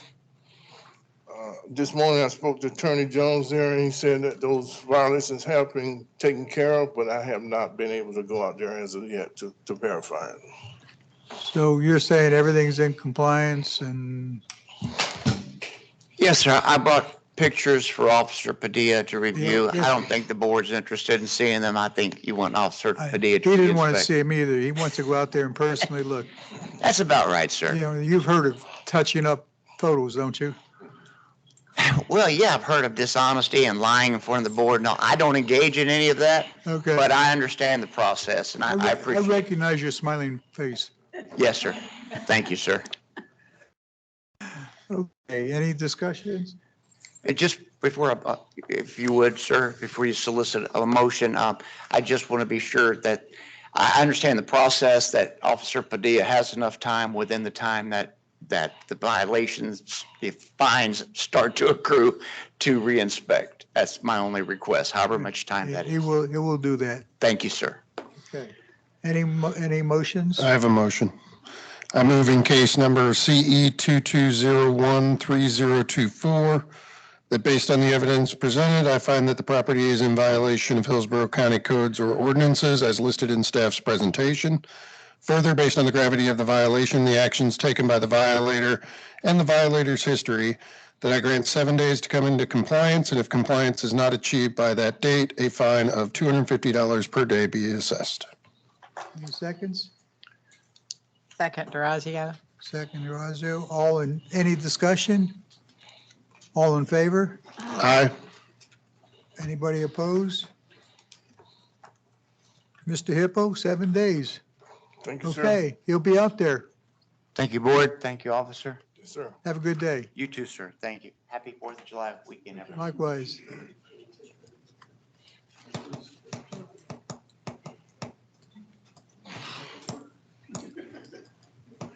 Next case. Good job. Turn to page 18, number 33, case number CE. I apologize. I got ahead of myself. Stay on page 17, number 32, case number CE 22014204. The owner, the estate of Otis Brandon, 1347 Kingsway Road. We have service, and we have some people here and someone virtually for this case as well. Raise your right hand, please, sir. Do you swear or affirm the testimony you're about to give will be the truth, the whole truth, and nothing but the truth? I do. And state your name and address. Cedric Rogers, 12965 US 301, Riverview, Florida, 33578. And are you related to this property? I am the real estate agent. Oh, I'm the real estate agent. Okay. And is that picture a picture of the property in question? That is correct. Thank you. I also have another individual signed in, Hassan Amin. Is that person going to testify? He had to leave. Okay. And I have a virtual participant as well, Mr. Papa.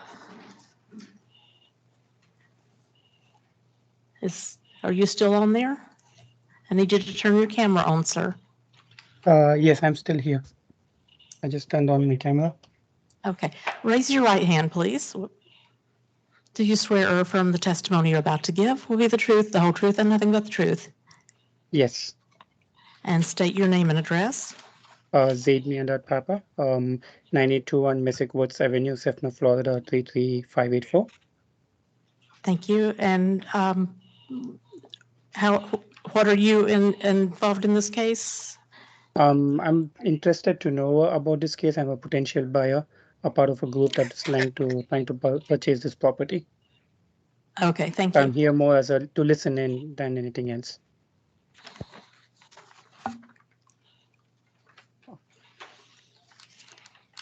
Good morning. I'm Officer Padilla, Hillsborough County Code Enforcement. This case was originated 12/1/2022. It was cited by a previous officer for accumulations, general standards of a dwelling. Since I took over this case, I believe I spoke to Mr. Cedric. Yes. Back in March 24th, and we discussed the property.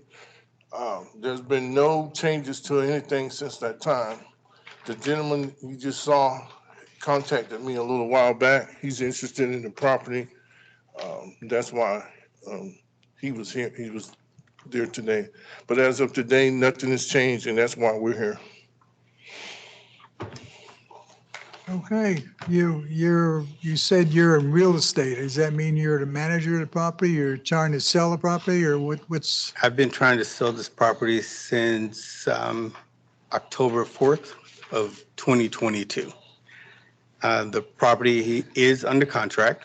It's waiting for a probate hearing so that they can actually sell the property. The gentleman that was here earlier, his buyer has the property under contract, and he actually left his bid memo as soon as the court allows them to close on the property. They've already got a plan to clean up the yard. The yard's already been cleaned up. There are, I think, kid toys and I guess a dumping ground that it was being used for. We cleaned all of that up. There is still the garage that is destroyed, the roof that's destroyed, and the tree that fell on it September 28th during Hurricane Ian. It's owned by a elderly widow who has no funds to do anything to the property. The buyer is buying it as is, and he has already presented his plans to clean the property up, fix the roof, remove the tree that's laying on the ground right there, and I guess build other properties on the area. Question to Hippo. Is there any life safety issues right now? How about access to the building? I mean, it could be very dangerous. Is it secured? No, it's not secure. It's not You secured. just walk in there, he has those photos from the garage. And there's also a great big tree in the front of the property that I probably didn't show, but it's draped across the lines there. That's the first thing you see as you enter the property. Okay. The trees that are draped across the line in front of the property, we were going to have them removed when we had the tree removed in the driveway. We were told we could not remove those trees because they're on the cable lines. The TECO came out and they said it wasn't their lines, but it's cable lines, phone lines, and we were not able to move them because we would disturb those lines. So we could not remove those the trees that are up front. We were told that they would be removed by the companies that were supposed to maintain it and cut them off of the lines that's up there. Okay, question I have, you've got a contract. What's your closing date on that? What's your expected? August 31st. August 2023. 31st? Correct. And they asked if there's any way they could get 60 days after that day to complete the house.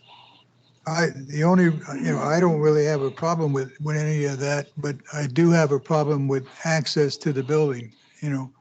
That has to be cut off, but that's up to the board. And If you look at this picture right here, we board up the garage every, I guess, weekend, every other weekend. And people come in and literally kick whatever framework we put up, they'll literally come in and kick it down. We come right back in, we put it right back up, and then there was a lady before you that I was speaking with. Every time we do something to it, we can only go there once or twice a week with other business. Every time we find it open, we close it, but I mean, we can't. Yeah, it's a life safety issue, if somebody from the neighborhood, a child walks in there, gets hurt or something like that, then you got bigger problems than you thought you'd have. Correct. Okay, so access to it is, in my opinion, is very, very important. Whether you have to stand there 24/7 until you close, that's your problem. Oh. Okay, anyway. Question, do we have a date on the probate hearing? The probate hearing is supposed to be the 12th or 13th of August, and then it'll close the 31st of August, 30th of August. And then you have 60 days after that for them to fix the problems, but, okay. Any other questions? Anybody want to make a motion? Of course, I will. Okay. I move in case number 22014204 that Based on the evidence presented, I find the property is in violation of Hillsborough County codes or ordinances listed in staff's presentation. Further, based on the gravity of the violation, the actions taken by the violator and the violator's history, I grant 90 days to come into compliance, and if compliance is not achieved by that date, a fine of $250 a day be assessed. Any seconds on that? I'll second it. Bernstein? Okay, Question on this, did we determine, is it a safety issue at Yes. this time? yes, Should it's we- open Should we be access. addressing that at this? We should be addressing that. It should, That's- the property should be secured and stay secured. Yeah, I understood from the testimony that they were doing the best job they could do to secure it. I don't know. I'm not a I would make that Carpenter. part of the motion is that the property be secured. Okay, then I'll amend my motion to Secure the say property, that the property remain secured and, or make it, within 3 days, the property's secured and a fine. okay. To extend my motion, I will ask that the dwelling be secured within 3 days in a manner as substantial as it can be. A fine, And if it's not secured in that time period, there'll be a fine of $200 per day. Can I ask a question? and second on that? Second, Patton. Any further discussion? Okay. The motion, and it's all in favor? Aye. Opposed? Okay. The motion is 90 days for accumulation, general standards for a dwelling, okay? Also, 3 days to secure it and stay secure, or a fine of $200 per day. Okay. That's it. Thank you. Can I add something real quick? I want him to understand that the accumulations, those trees that's down, that's a part of accumulations. So they need to be taken care of also. You've got that understanding. So I have, 90 days, that's great. That'll be taken care of. 90 days for everything else, 3 days to secure it right away. Sounds great. And when can I meet you out there for an inspection? Just let me know when. Can I get your number? Okay, next case.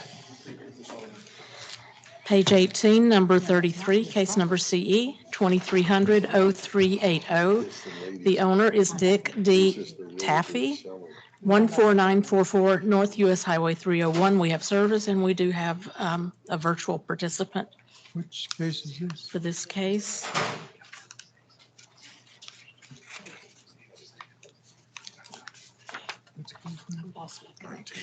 That's me, Angela Huber. Okay, there you are. Raise your right hand, please. Do you swear or affirm the testimony you're about to give will be the truth, the whole truth, and nothing but the truth? Yes, And state your name and address, please. my name is Angela Huber. My address is 17231 Camelot Court, Land O'Lakes, Florida, 34638. And I am attorney for Unazi Marte, and she is in possession of the property. And I'm with Huber Law Group. Okay. Do you know if the photo is a representation of the property we're discussing? Yes. Thank you. Good morning, I'm Officer Ippolito Padilla, Hillsborough County Code Enforcement. This property was first came to code enforcement on January 10th, 2023. It was last inspected 6/14/23. It's zone AS1. The property was originally cited for accumulations, inoperable vehicles, routes and parts thereof. Um, Outside open storage, there's some animals there on the property, recreational utility vehicles, backyard chickens. A lot of the stuff has already been compliant with the exception of accumulations and the roofs and parts thereof. You have here listed inoperable vehicles. There was a Is that horse compliant? trailer there, and it got, I believe, supervisor said it was compliant recently. So like that's within a day or compliant. so that's compliant. Okay. So the only outstanding issues is accumulation, the roof and parts thereof. Yes, sir. There's a mobile home there that the roof is damaged. Okay, yes, ma'am. Yeah, so we did also provide to the board some photos of the accumulations that have since been removed as well. So it's very clean now. As to the roof, we did call to see if we could get an inspector out in the last week, but we didn't hear back. So hopefully we can get someone out there to clear the accumulations violation as well at any time after this hearing. With respect to the roof, therein lies a problem because the mobile home itself is, and we also sent photos to the board of the mobile home on the interior. It is unlivable, has been unlivable for years, and to put a new roof on that mobile home doesn't make any financial sense whatsoever because it really is in a state of what should probably be demolition. I believe it might have been in a state of demolition a few years back, but I don't think that compliance has been on the interior yet, and they welcome to go in there and take a look at it. So at this point, our suggestion would be to do a reassessment for demolition of the mobile home instead of having it comply with the roof issue. So you're talking about demoing the home? Correct. Have you pulled a permit? Is it necessary to pull a permit for that? David Kanzler, Hillsborough County Code Enforcement, it's not necessary to pull a permit to demo a mobile home, but demoing the mobile home itself is an option to correct the violation. It doesn't change the fact that the roof is in violation, and we would be encouraging the owner to do the demo. We wouldn't do the demo. They don't need us to condemn it to do the demo. They can tear that mobile home out and get rid of it at any time.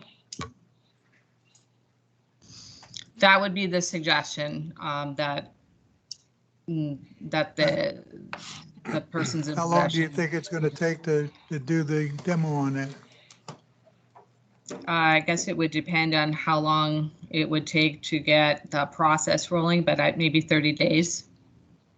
30 days, you're saying?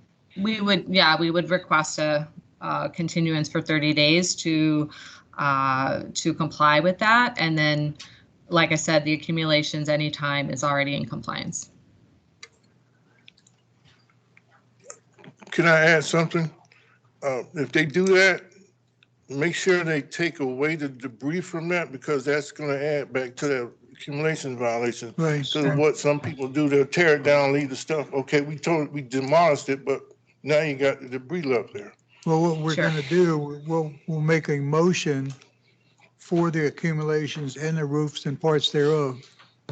And we give them that period of time, and that's up to them to take the mobile home out, take the debris out, because then it falls into the accumulation category. So they've got to come in compliance with both issues. Thank you. I have one question before you move, if I could. So there was a number 4 on the violations that was said outside open storage, cease or acquire approvals. It was vague in that we weren't 100% sure what that was addressing. So want to make sure that they have addressed number 4. Yeah. That's not listed on ours. Yeah, that's so compliant Okay. already. That should already be in compliance. The only thing that we're addressing right now is the accumulation and roof parts thereof. Got it. Okay, thank you. Ready to make a motion? I'm ready. Okay. Patton making a motion. I move in case number CE 230000380, that based on the evidence presented, I find that the property is in violation of Hillsborough County codes or ordinances as listed in staff's presentation. Further, based on the gravity of the violation, the actions taken by the violator, and the violator's history, that I grant 30 days to come into compliance, and if compliance is not achieved by that date, a fine of $250 per day be assessed. Second, Clayton. By Clayton, all in favor? Aye. Anybody opposed? Okay, 30 days, 250. Thank you very much. Have a good day. You too. Next case. Number 34, case number CE 2300-0978. The owner is Tony Pelagio, Jennifer Pelagio, and Priscilla Mansayek, 8804 Temple Park Drive. We have service, and we have Mr. Pelagio here. Raise your right hand, please. Do you swear or affirm the testimony you're about to give will be the truth, the whole truth, and nothing but the truth? Yes. And state your name and address. My name is Tony Pelayo. I live at 8804. Can you speak up a little louder? My name is Tony Pelayo. I live in 8804 Temple Park Drive, Tampa, Florida, 33637. You are the owner as well, correct? Yes. Yeah, he's the first name listed on the owner list. Okay. And do you recognize the property in the photo? Yes. Thank you. Okay, Hippo? Officer Padilla, Hillsborough County Code Enforcement. I originated this case on January 26, 2023. The property is on RSC 9. This is a corner property. It's very visible. In that community, I patrol a lot. I have had in the past issues with this property because it's a corner lot and it's, like I said, it's visible. There's been previous cases going back to 2017 on the same property, and they're mostly including overgrowth. I believe there was a repeat violation order on that, and there was inoperable vehicles, and I believe that's it. Inoperable vehicles, overgrowth, and accumulations were the three main violations. I spoke to the owner, one of the owners, Miss, I can't remember her name, but it was a lady. Jennifer Vallejo? I believe that's her. Yeah, she's out of town. She called me. She said that's her son's property or whatever. They're supposed to be cleaning up. As we speak, the property does look better, and this is what happens. We cite them, they clean it up, it goes back to the same condition. So I got it. Hold on. All right. basically, that's why we're here today, to see if we can get some kind of order to prevent this from keep reoccurring. When was your last inspection? I believe it was the 22nd, yeah. So 22nd, everything's still the same Everything looks condition? good, but this is a common occurrence, as I say. We'll sign them, they'll clean it up, and then, Well, all right, now, when you said it's good, does it mean that when you did the inspection on the 22nd, all these items were in compliance? yes, matter of fact, when I went to the door, this gentleman came out with a weed eater and some stuff and started I doing did not some come work. out. Yeah, you didn't see me because I've been working 5 Somebody months. looked like you, maybe it's his son or somebody, was a young man. Yeah, I've been working for 5 months Okay. straight. So you There's a you young never man saw that me. came out of the door that met me at the door and started doing some work on your property.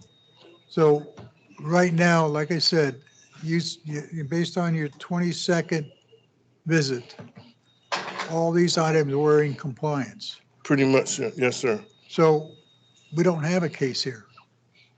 Sir, David? I wanted to say something. He's asking for an order on it, given that we have a history on this property with citing it and them coming into compliance at the last minute, citing it, coming in compliance. So all he's asking is for an order on these issues that are reoccurring. Stay in compliance. Yes, sir. Yes, sir. Okay. I already instructed my son to do the work if I'm at work. If the lawn needs to be mowed, he's gonna do it. but it seems like I'm getting targeted over here because I have I have a I have a neighbor that has a four-wheel trailer. And when I had a four-wheel trailer, he told me I can't have one. And it's been 4 years since he had that trailer. And he does not say anything to him. He has a van that doesn't move. That's We got neighbors that don't have any license plates, but it seems like he wants to target me. I don't understand why. Like I don't. Okay, you have violations against you. You are in compliance. You're not a target. They check out everything before they even bring it to this hearing. So we're going to go ahead and do an order to stay in compliance. Anybody want to make? Yeah, I've got a motion. I move in case number CE 230000978 that based on the evidence presented, I find that the property was in violation of Hillsborough County codes or ordinance as presented. Further, I find that the property is now in compliance with this code provision and order that it remain in compliance with this code provision. That's it. You're good. Okay.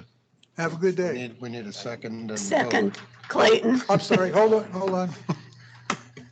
Get so confused, okay. We've got a motion, second. She did. Clayton. Clayton, all in favor? Aye. Opposed? Okay, now we're okay. Thank you. Have a good day.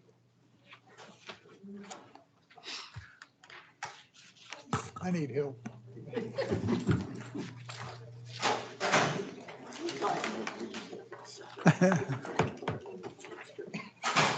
Next case. Turn to page 19, number 35, case number CE 2300-1329. The owner is Markham F. Sapp, 11174 Galaxy Lane. We have service. And Mr. Sapp is here. Good morning. Raise your right hand, please. Good morning. Do you swear or affirm the testimony you're about to give will be the truth, the whole truth, and nothing but the truth? I don't swear, but I give you the truth. Thank you. And state your name and address, please. My name is Markham Sapp, address 11174 Galaxy Lane, the notice house with 33592. Do you recognize the property in the photo? Is that your property? Yes, ma'am. Thank you. Okay, I'm Officer Padilla, Hillsborough County Code Enforcement. This case was originated on 2/3/23. Last inspected 6/21/23. His property is zoned RNC4. It was signed for inoperable vehicles, outside open storage, and commercial vehicles. The inoperable vehicles was compliant. However, the outside open storage, which pertains to those Connex boxes, remain as of the date of those photos. And the commercial vehicle, which should be shown in the next photo, which is a big blue commercial tractor that's there. You can barely see it right there on that corner. And that's why we're here.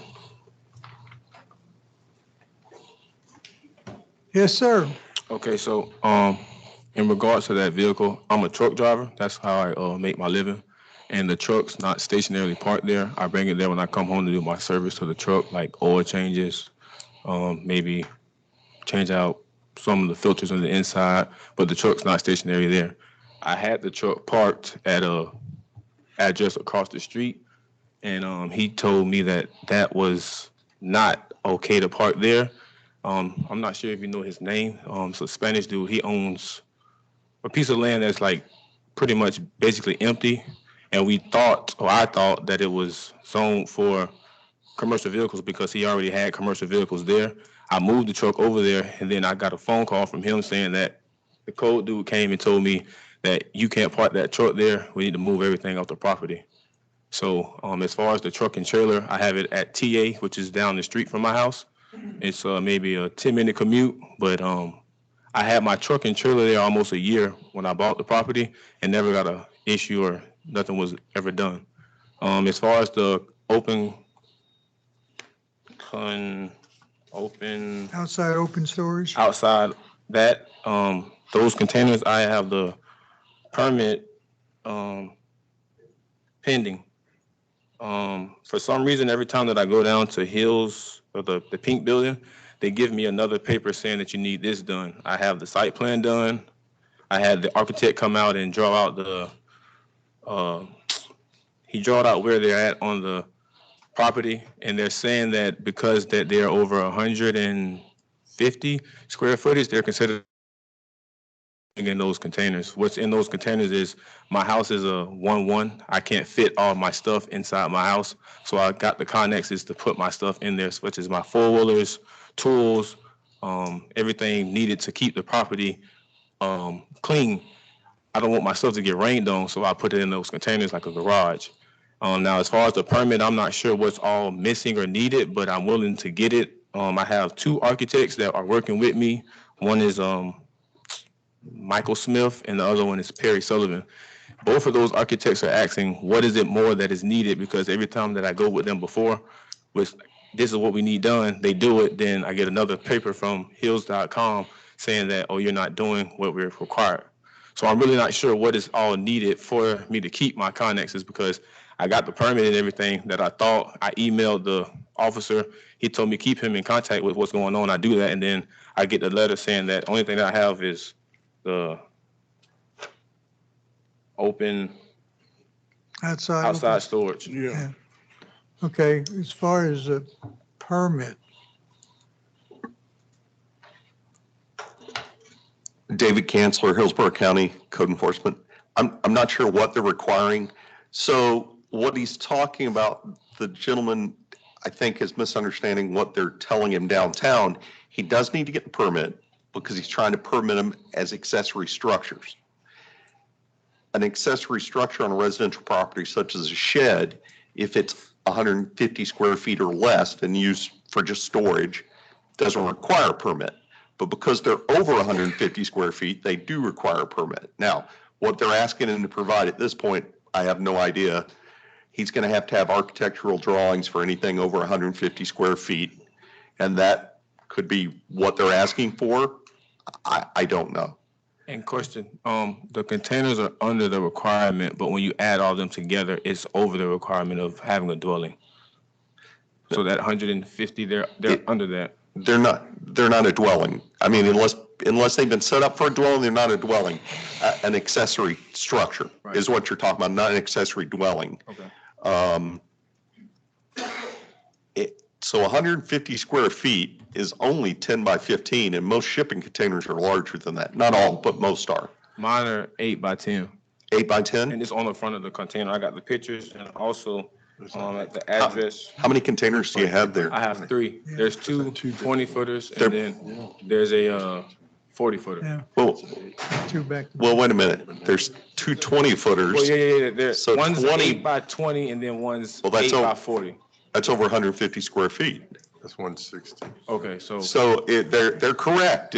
You're gonna have to go through the process of getting them permitted as a building, as an accessory structure. okay, but when I go down there and ask that question that you're Yes, telling sir. me it has to be, they're giving me more and more papers every time that I go back down there. but it's like, what I'm if- sorry, I understand that they keep making it difficult because they won't give you everything in one packet. I understand what you're saying. I just don't have a solution for that. I can't control Question another on the department. truck, so the commercial vehicle, you said you've moved that to a parking area? Correct. It's a TA truck stop.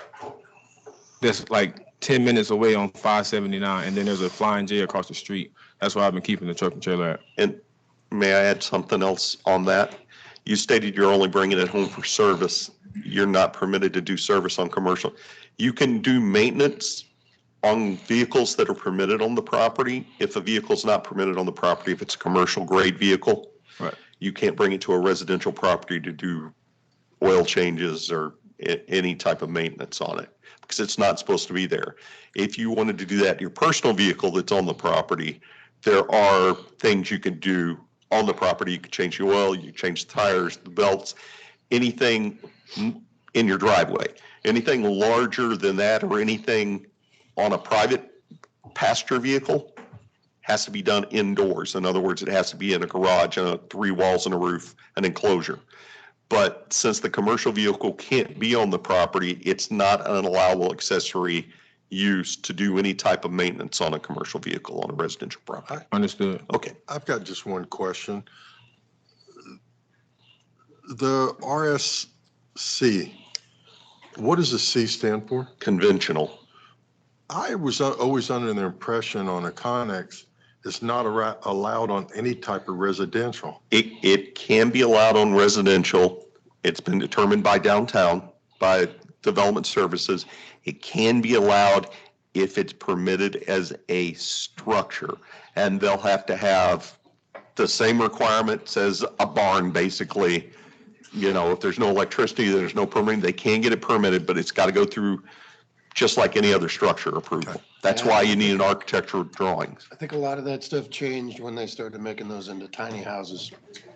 Right, and that's the thing that I was told, that I'm trying to make it a dwelling. That's why I was using the word dwelling, but I'm not using it as a dwelling. And then there's other properties in my neighborhood that are around the corner that have the shipping containers. So I'm not sure what they did or what was required, but I'm willing to do or do whatever is needed so I can keep my containers at the property. They may just not have been caught yet, been seen. I don't know why we were out there. I don't know if it was complaint driven or routine, but they just might not have been found yet. That's all. Well, the reason why code got called on me is because complaints. I have neighbors that complain, and then there's commercial vehicles that are on the other side of my fence. There's box trucks, flat trucks, other issues that I don't want to. I don't want to. You don't want to be the tell complainant. anyone. Like, I'm not Yes, trying sir. to tell anyone, but they've got on the opposite side of me, there's a dump truck that's been there since I moved in the property, but it's like, what am I supposed to do? Okay. I understand. Yes, sir. The thing that you're gonna have to do. Yes, You sir. got your architects, go down, take whatever drawings, go down to the permit office. It's up to you to get it squared away. Yes, sir. Okay. How much time do you think we should allow? Yeah. And as far as that time frame, may I say this? If you give me a time frame and then I do everything that's required, and then I go back down there and they give me another paper, how is that going to work as far as the time frame of me fitting it in? Because as soon as you tell me something, I'm going to go start the process today. You got to start by going down there with the drawing. They'll ask for another document, take it back, and then it's just a continuous cycle until you complete Pullman. Right. Let me make a suggestion, because I am a contractor and how I would handle that, but it's up to you. You can call the building department. They are closed down. They don't allow people upstairs, but they do have a room down there. I'd make a suggestion, give them a call, tell me you want to talk to somebody in zoning, and also a plans examiner. Make an appointment with both of those where you can sit down with them and find out what you need, and then you can write everything down and you shouldn't have to make any other appointments. Okay, now, And you said that was go to the zoning, and who else is the building? I would call for the plans examiner and also zoning Okay, and make appointment with them. okay. okay. Time? May I make a suggestion? Sure. With the situation with the commercial vehicle, you make an order on the commercial vehicle, short time frame. Did I speak too long? If he's trying to get permitting for the shipping containers, maybe defer that down the road and have him come back and give a progress report in Continuation 60 on it? days. Okay. So what you're suggesting is 7 days, short time frame on a commercial vehicle? Yes, sir. Outside open storage, continuance. Yes, sir, For because 60 he's days. trying to rectify it, and it seems like he's having some problems. And Development Services not accepting people to come upstairs to the public like it used to has created some unique situations on timelines. So, or not unique now, common situations on timelines. How do we change their process so we can be more productive? Do you have a gun, and are you willing to go to jail? That's, I apologize. I jest, but we have absolutely no control over He can them. call and make an appointment. Yep. And they do have one room downstairs where they will Can we meet you. reserve this for Okay. when I'm at work? So I will, at this point, entertain a motion. Sure, I'll make a motion. I move in case number CE 23001329 that based on the evidence presented, I find that the property is in violation of Hillsborough County codes or ordinances as listed in staff's presentation. Further, based on the gravity of the violation, the actions taken by the violator and the violator's history, I grant 7 days on item Z203, or I'm sorry, Z610, commercial vehicle, 7 days to come into compliance. And if compliance is not achieved by that date, a fine of $250 per day be assessed. And I further move that we continue item or case number CE 23001329, item number Z203, outside open storage for, is that 90 days? 60 days? So if we do 90 days, that puts us at the September. So 90 days for September 29 hearing.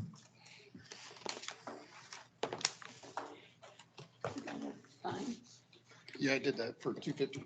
The other one was continuance. Mm-hmm. Okay, we got a motion and we have a second. Houghton, second. Okay, second by Cotton. All right, all in favor? Aye. Opposed? Okay, so 7 days, $250 on a commercial vehicle.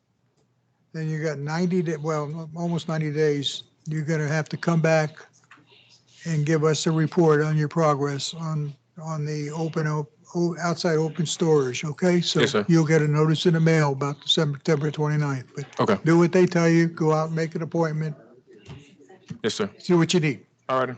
Thank you. Thank you. Have a great day. You too.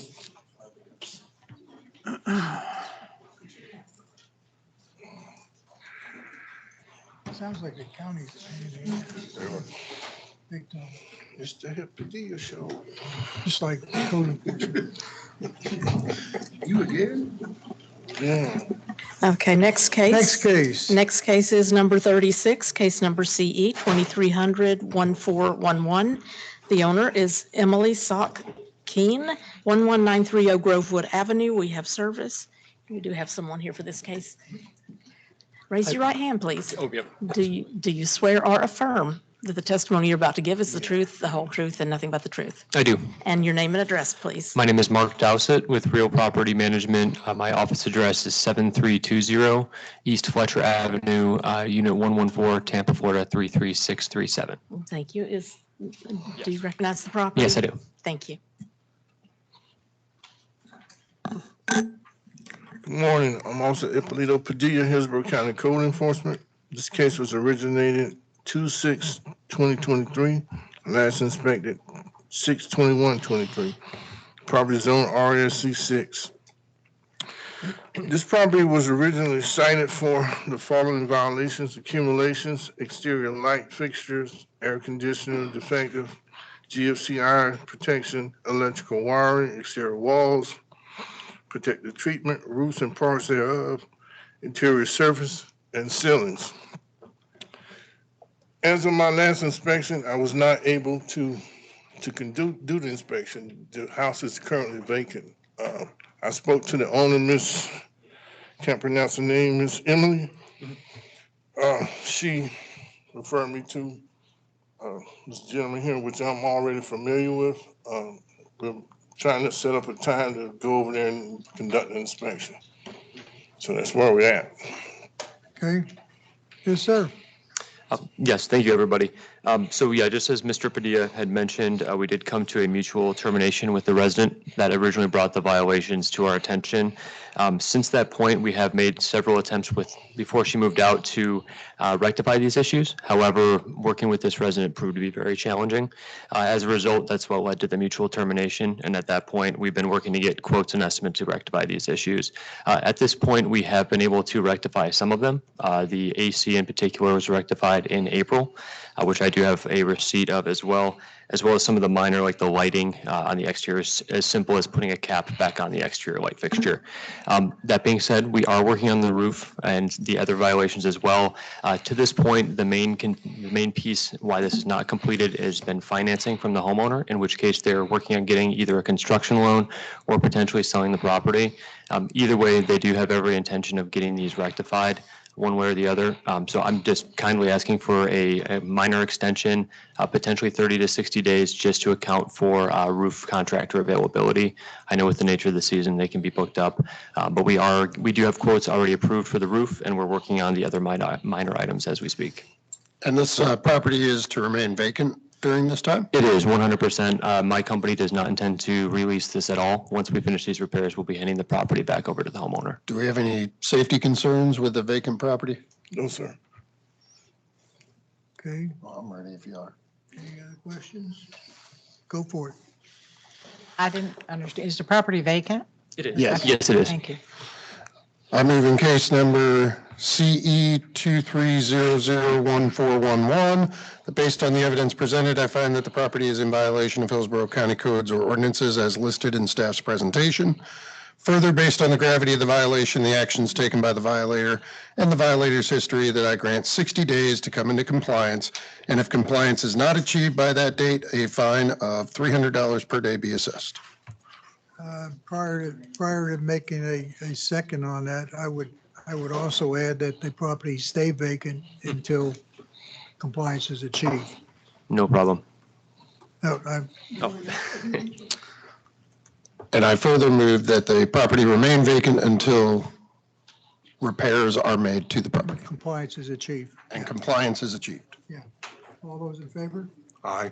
We have to have a Oh, second. I'm sorry. Second it. The second. I'll second it. Bernstein will second it. All right, all in favor? Aye. Opposed? Okay, so ordered.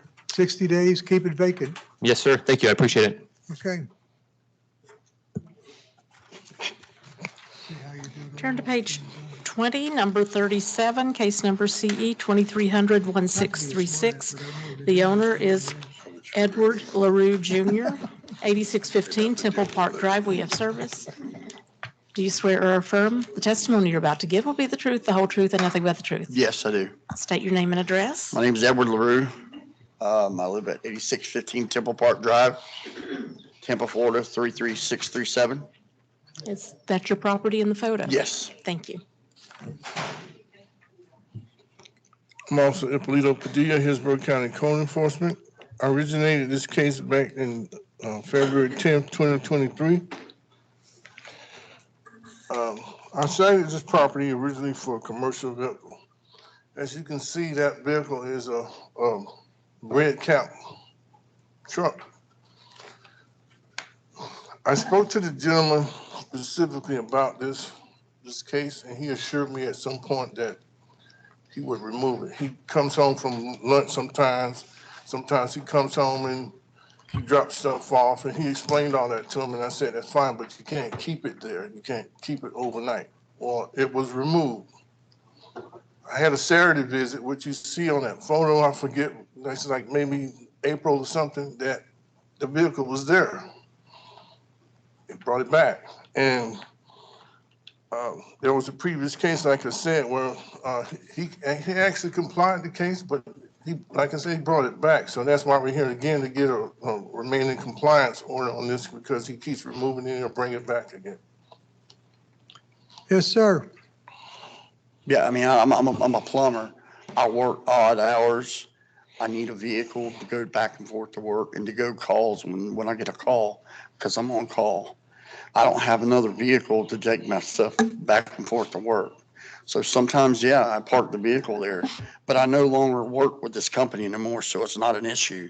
I had to take another get in, work with another company that don't take call and has a smaller truck and a less pay cut, just so I won't get violated on this.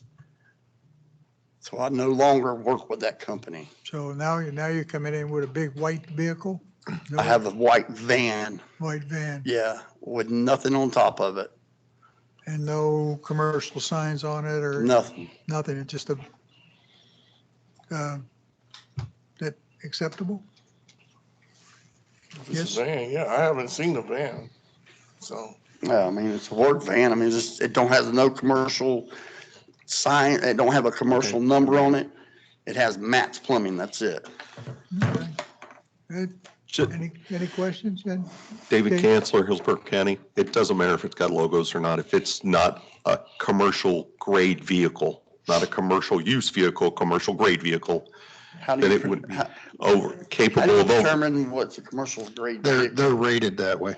capable of over a ton and designed specifically for or modified specifically for commercial use. Okay, all right. So, Thank you. Yes, sir. Thank you. any motions? I'm prepared to make a motion. Ms. Oh, Bazil? go ahead. Um, All right. I move in case number CE 2300-1636. Based on the evidence presented, I find the property was in violation of Hillsborough County codes or ordinances as presented. I further find the property is now in compliance with this code provision and order that it remain in compliance with this code provision. Any seconds? I'll second it. Second by Bernstein. Bernstein. All in favor? Aye. Anybody opposed? Okay, remain. You're in. Thank you, guys. Have a great day. Thank you. Okay.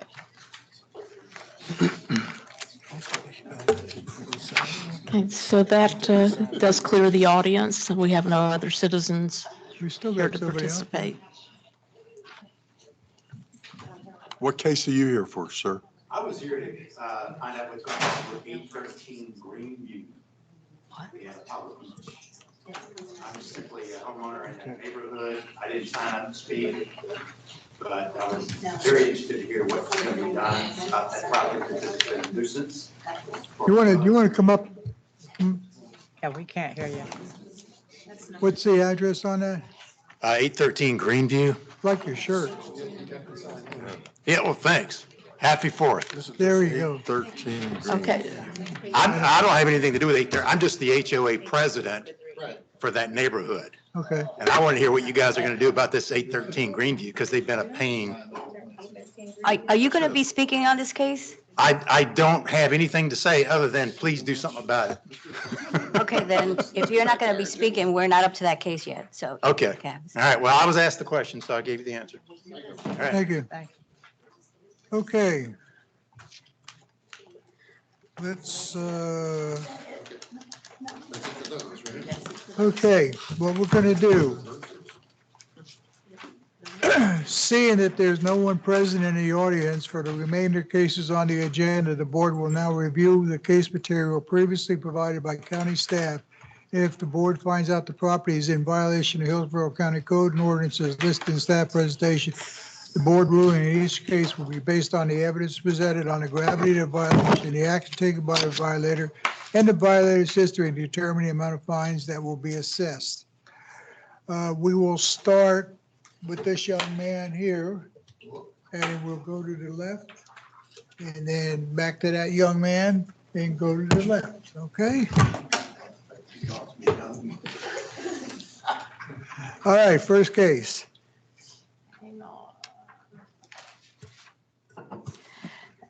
page one, number one of the continued cases, case number CE 2101-1607. The owner is Lisby Nunez Travieso, 1004 Greenbrier Drive, and this case was continued from the hearing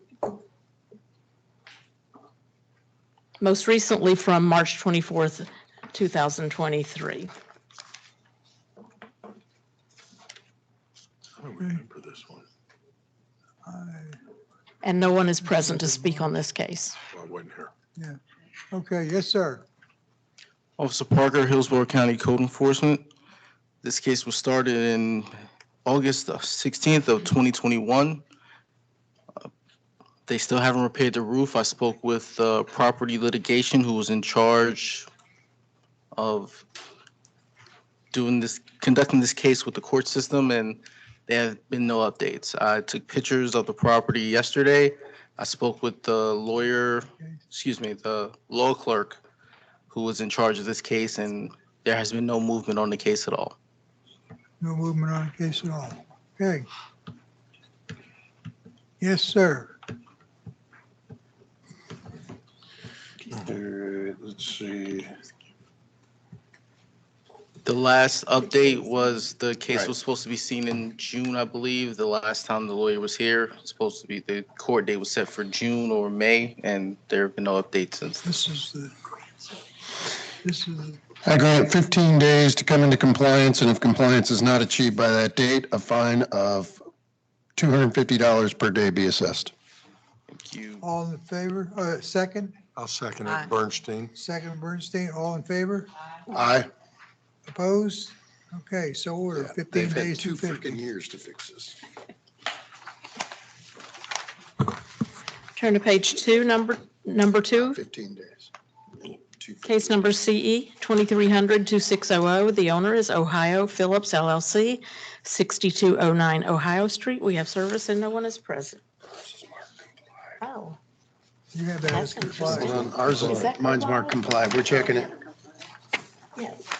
Okay, and this case complied Perfect. On June 6/26. 26, 2023. Thank you. Next case is number 3, case number CE 2300-3100. The owner, Robin Martineau, 813 Greenview Drive. We have service and no one is present.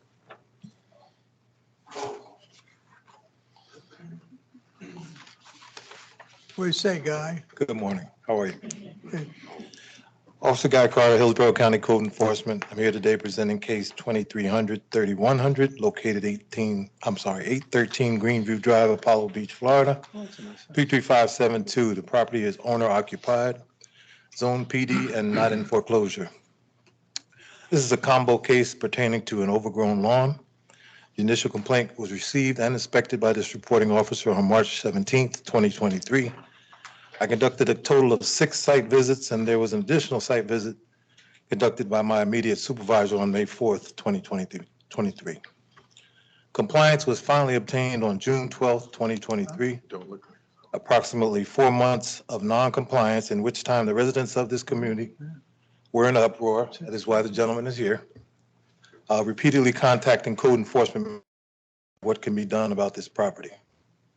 No contact has been made between myself and Ms. Martineau, the owner, at her request during a previous hearing in which we were addressing a pool sanitation violation, which as we speak has fines running.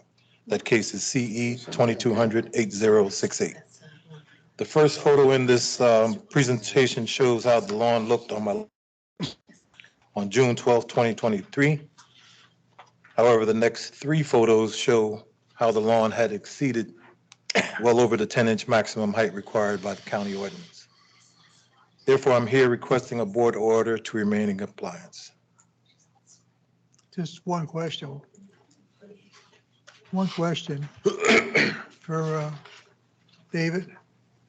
David Kanzler, yes, sir. How tall does the grass have to be overgrown? Over 10 inches. Over 10 inches? Yes, sir.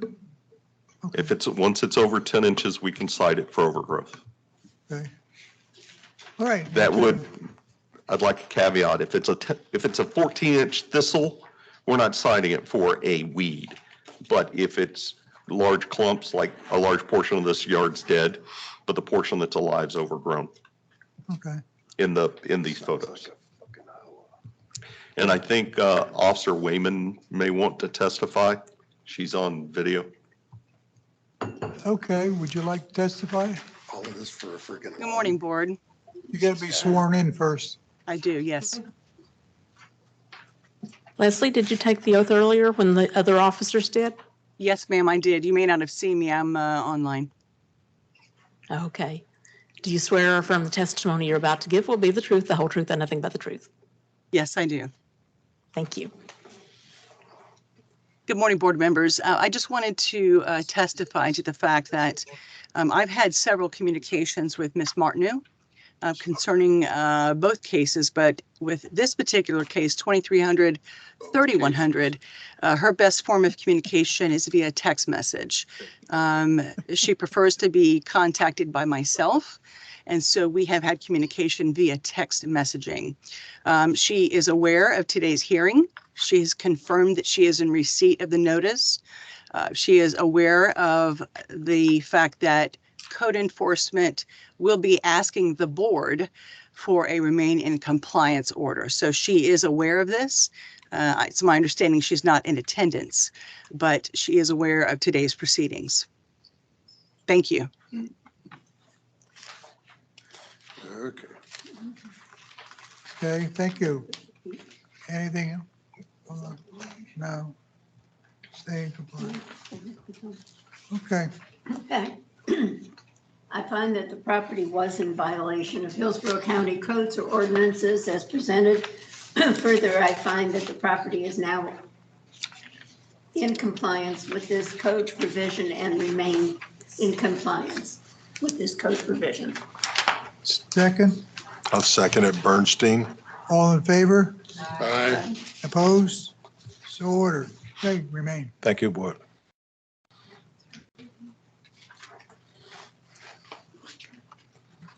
Next case.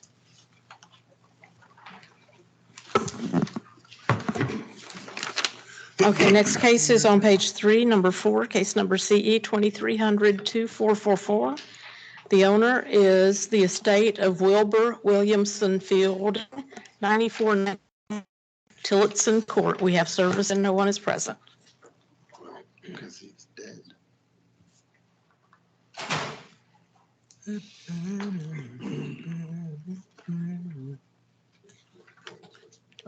Chris Bishop, Hillsborough County Code Enforcement.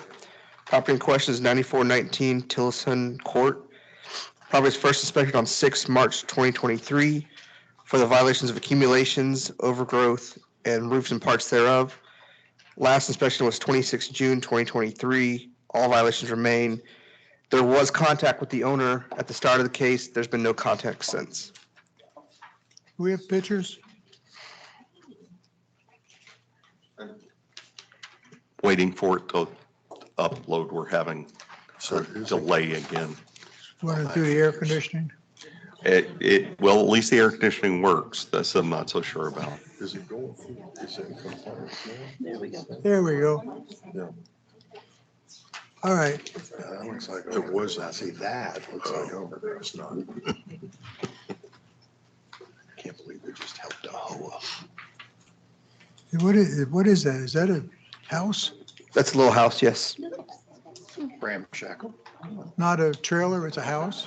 It's a house. Okay. Roof parts thereof. You got more pictures? I'm waiting for them to come up. I'm rotating through them, but it's not. And when it goes, it'll probably go through all the pictures really quick. So you're gonna, don't blink. Well, I'm 'Cause it'll sorry try to about that. catch up. It'll try to catch up.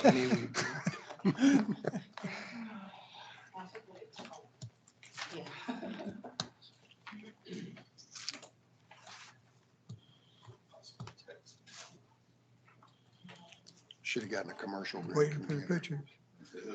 But we're probably Well, I not zoned can't for believe it. that's a house. It's good. It's the internet. Well, the picture on the roof. Mhm. Okay. This is a brand new special computer. There you go.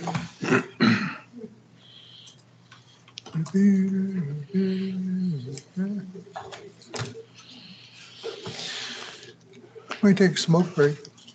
Let's get it done. I don't smoke. It's a holiday weekend. You gotta be kidding me.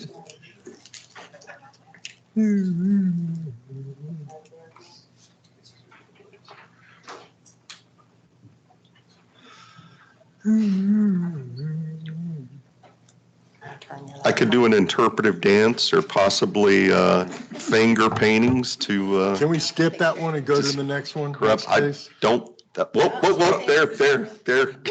Oh, that's overgrowth. I agree. Yeah. The accumulations are the down, a bunch of tree debris. Okay. Well, your turn. Enough to satisfy you? Yeah. Okay, go for it. Okay, I'm moving in the case CE 23002. No?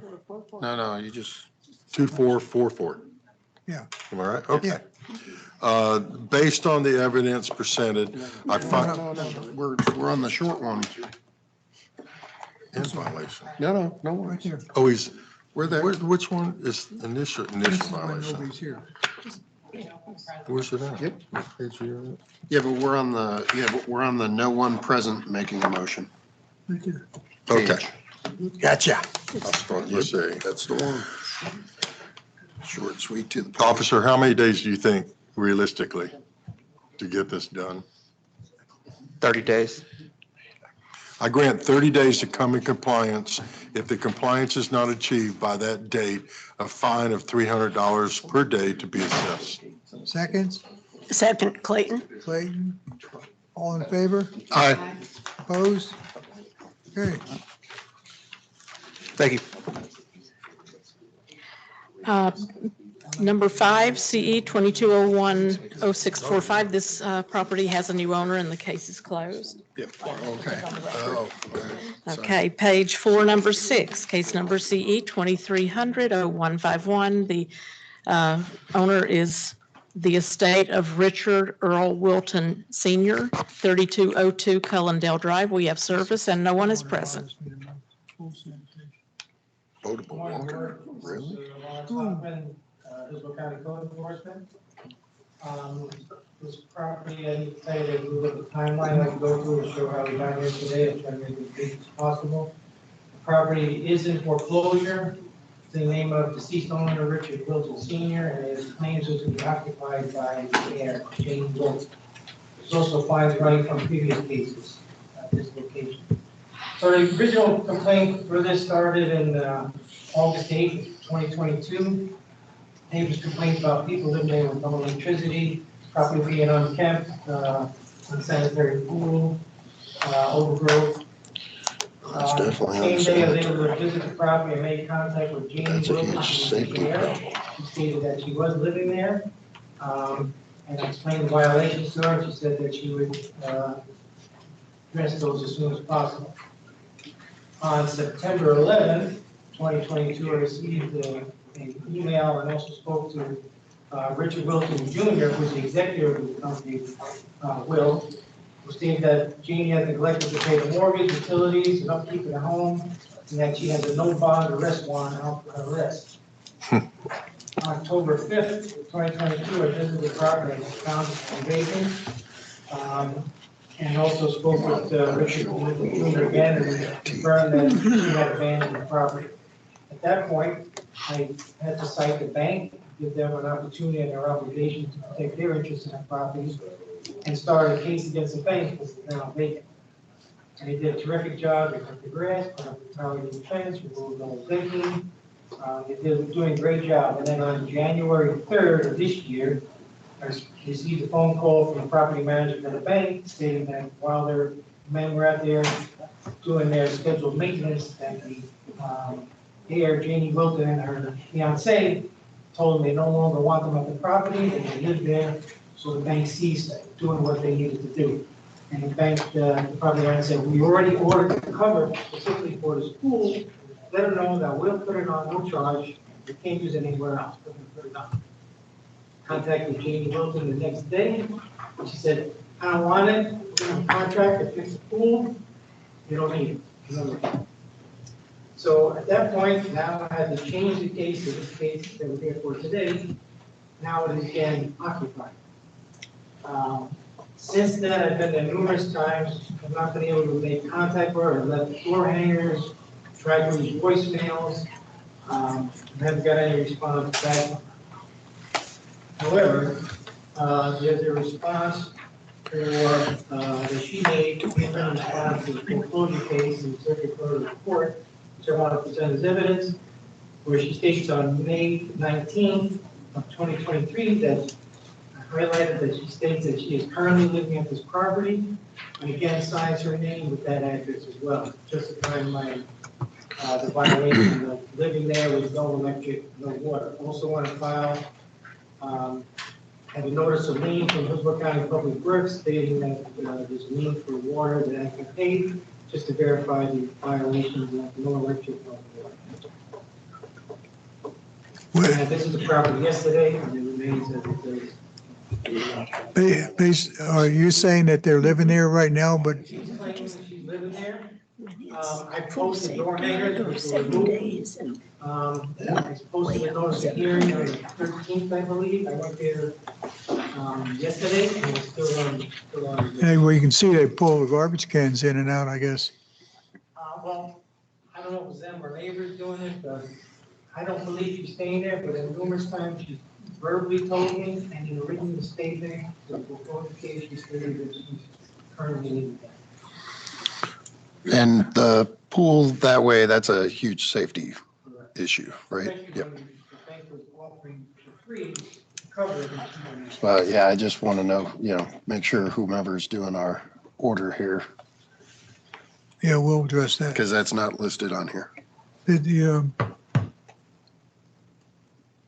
But who's the owner? Yeah, pool sanitation. It's a deceased owner? Because there's no fence around it, in which case it could fall in our ground.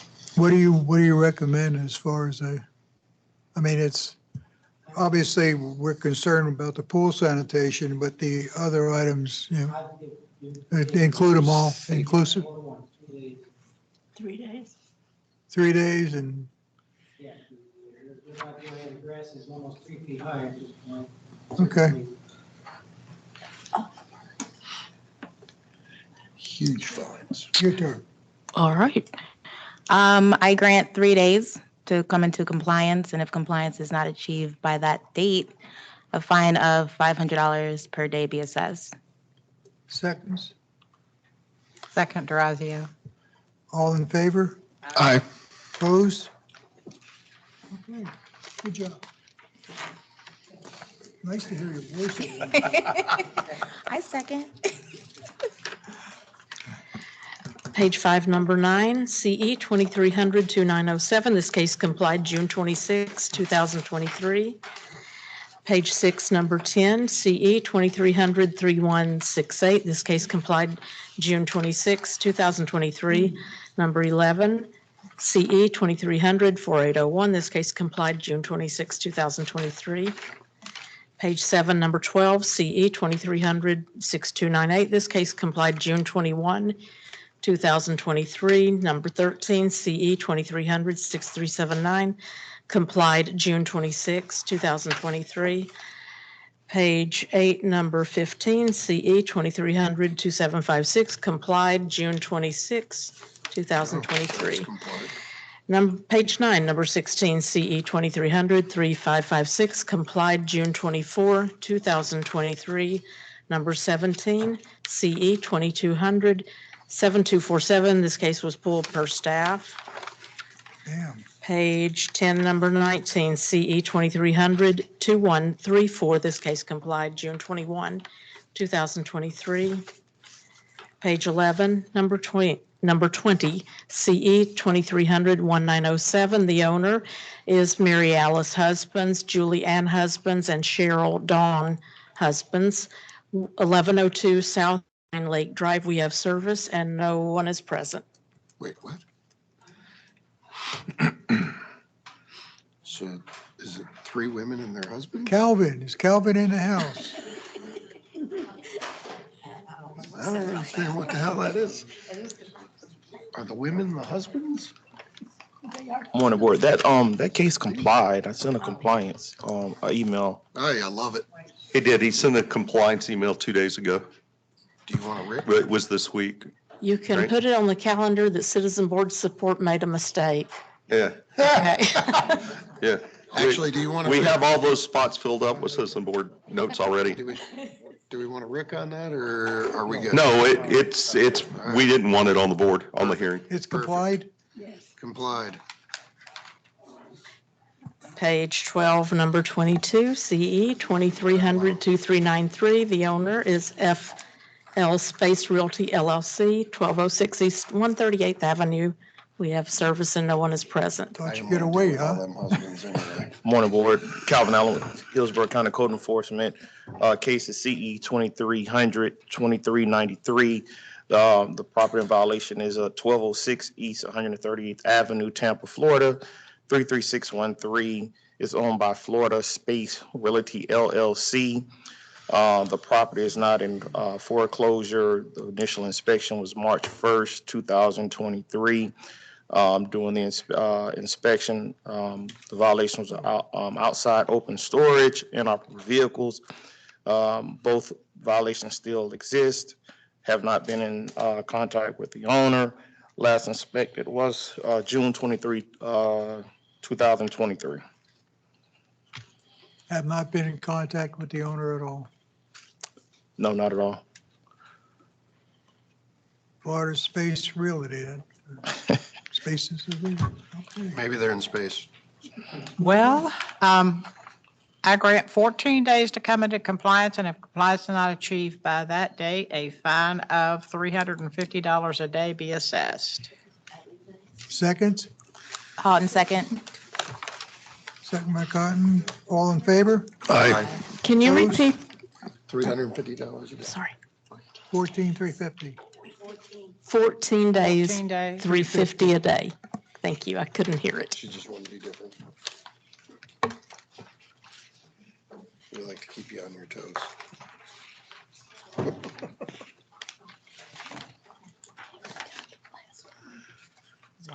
Sweet. Okay, next case is number 23, CE 2300-2395, complied June 23rd, 2023.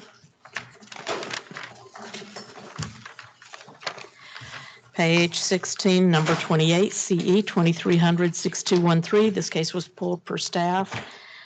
Number 29, CE 2300-6261, complied June 22, 2023. Number 30, CE 2200-1431, complied June 26, 2023. Page 20, number 38, CE 2300-1818. The owner is RH Evergreen Owner Co. LLC, 8519 China Berry Drive. We have service and no one is present. Hippo.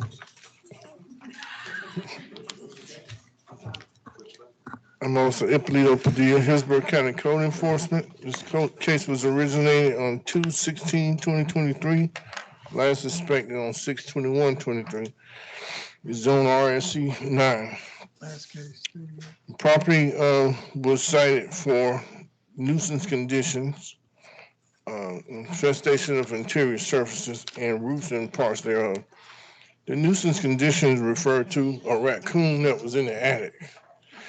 And the smell and the feces and the noise, all that stuff contributed to the nuisance part of it. The infestation part, of course, is the raccoon itself. And the roof pertained to the access that the raccoon, how he got in there. I went around the house looking for entryways and found some spots, and I addressed the spots with him. Is it a pet raccoon? No. I contacted Main Street Renewal on the 23rd of September. I got nothing, no response. The tenant since then has moved out. On my last inspection, when I went there, I confirmed they moved out because all the stuff was outside on the curb side, so they're gone. But I have not been contacted from anybody from that property. So is it vacant at this time? Yes. Yeah, the raccoon's living there. All right, any questions?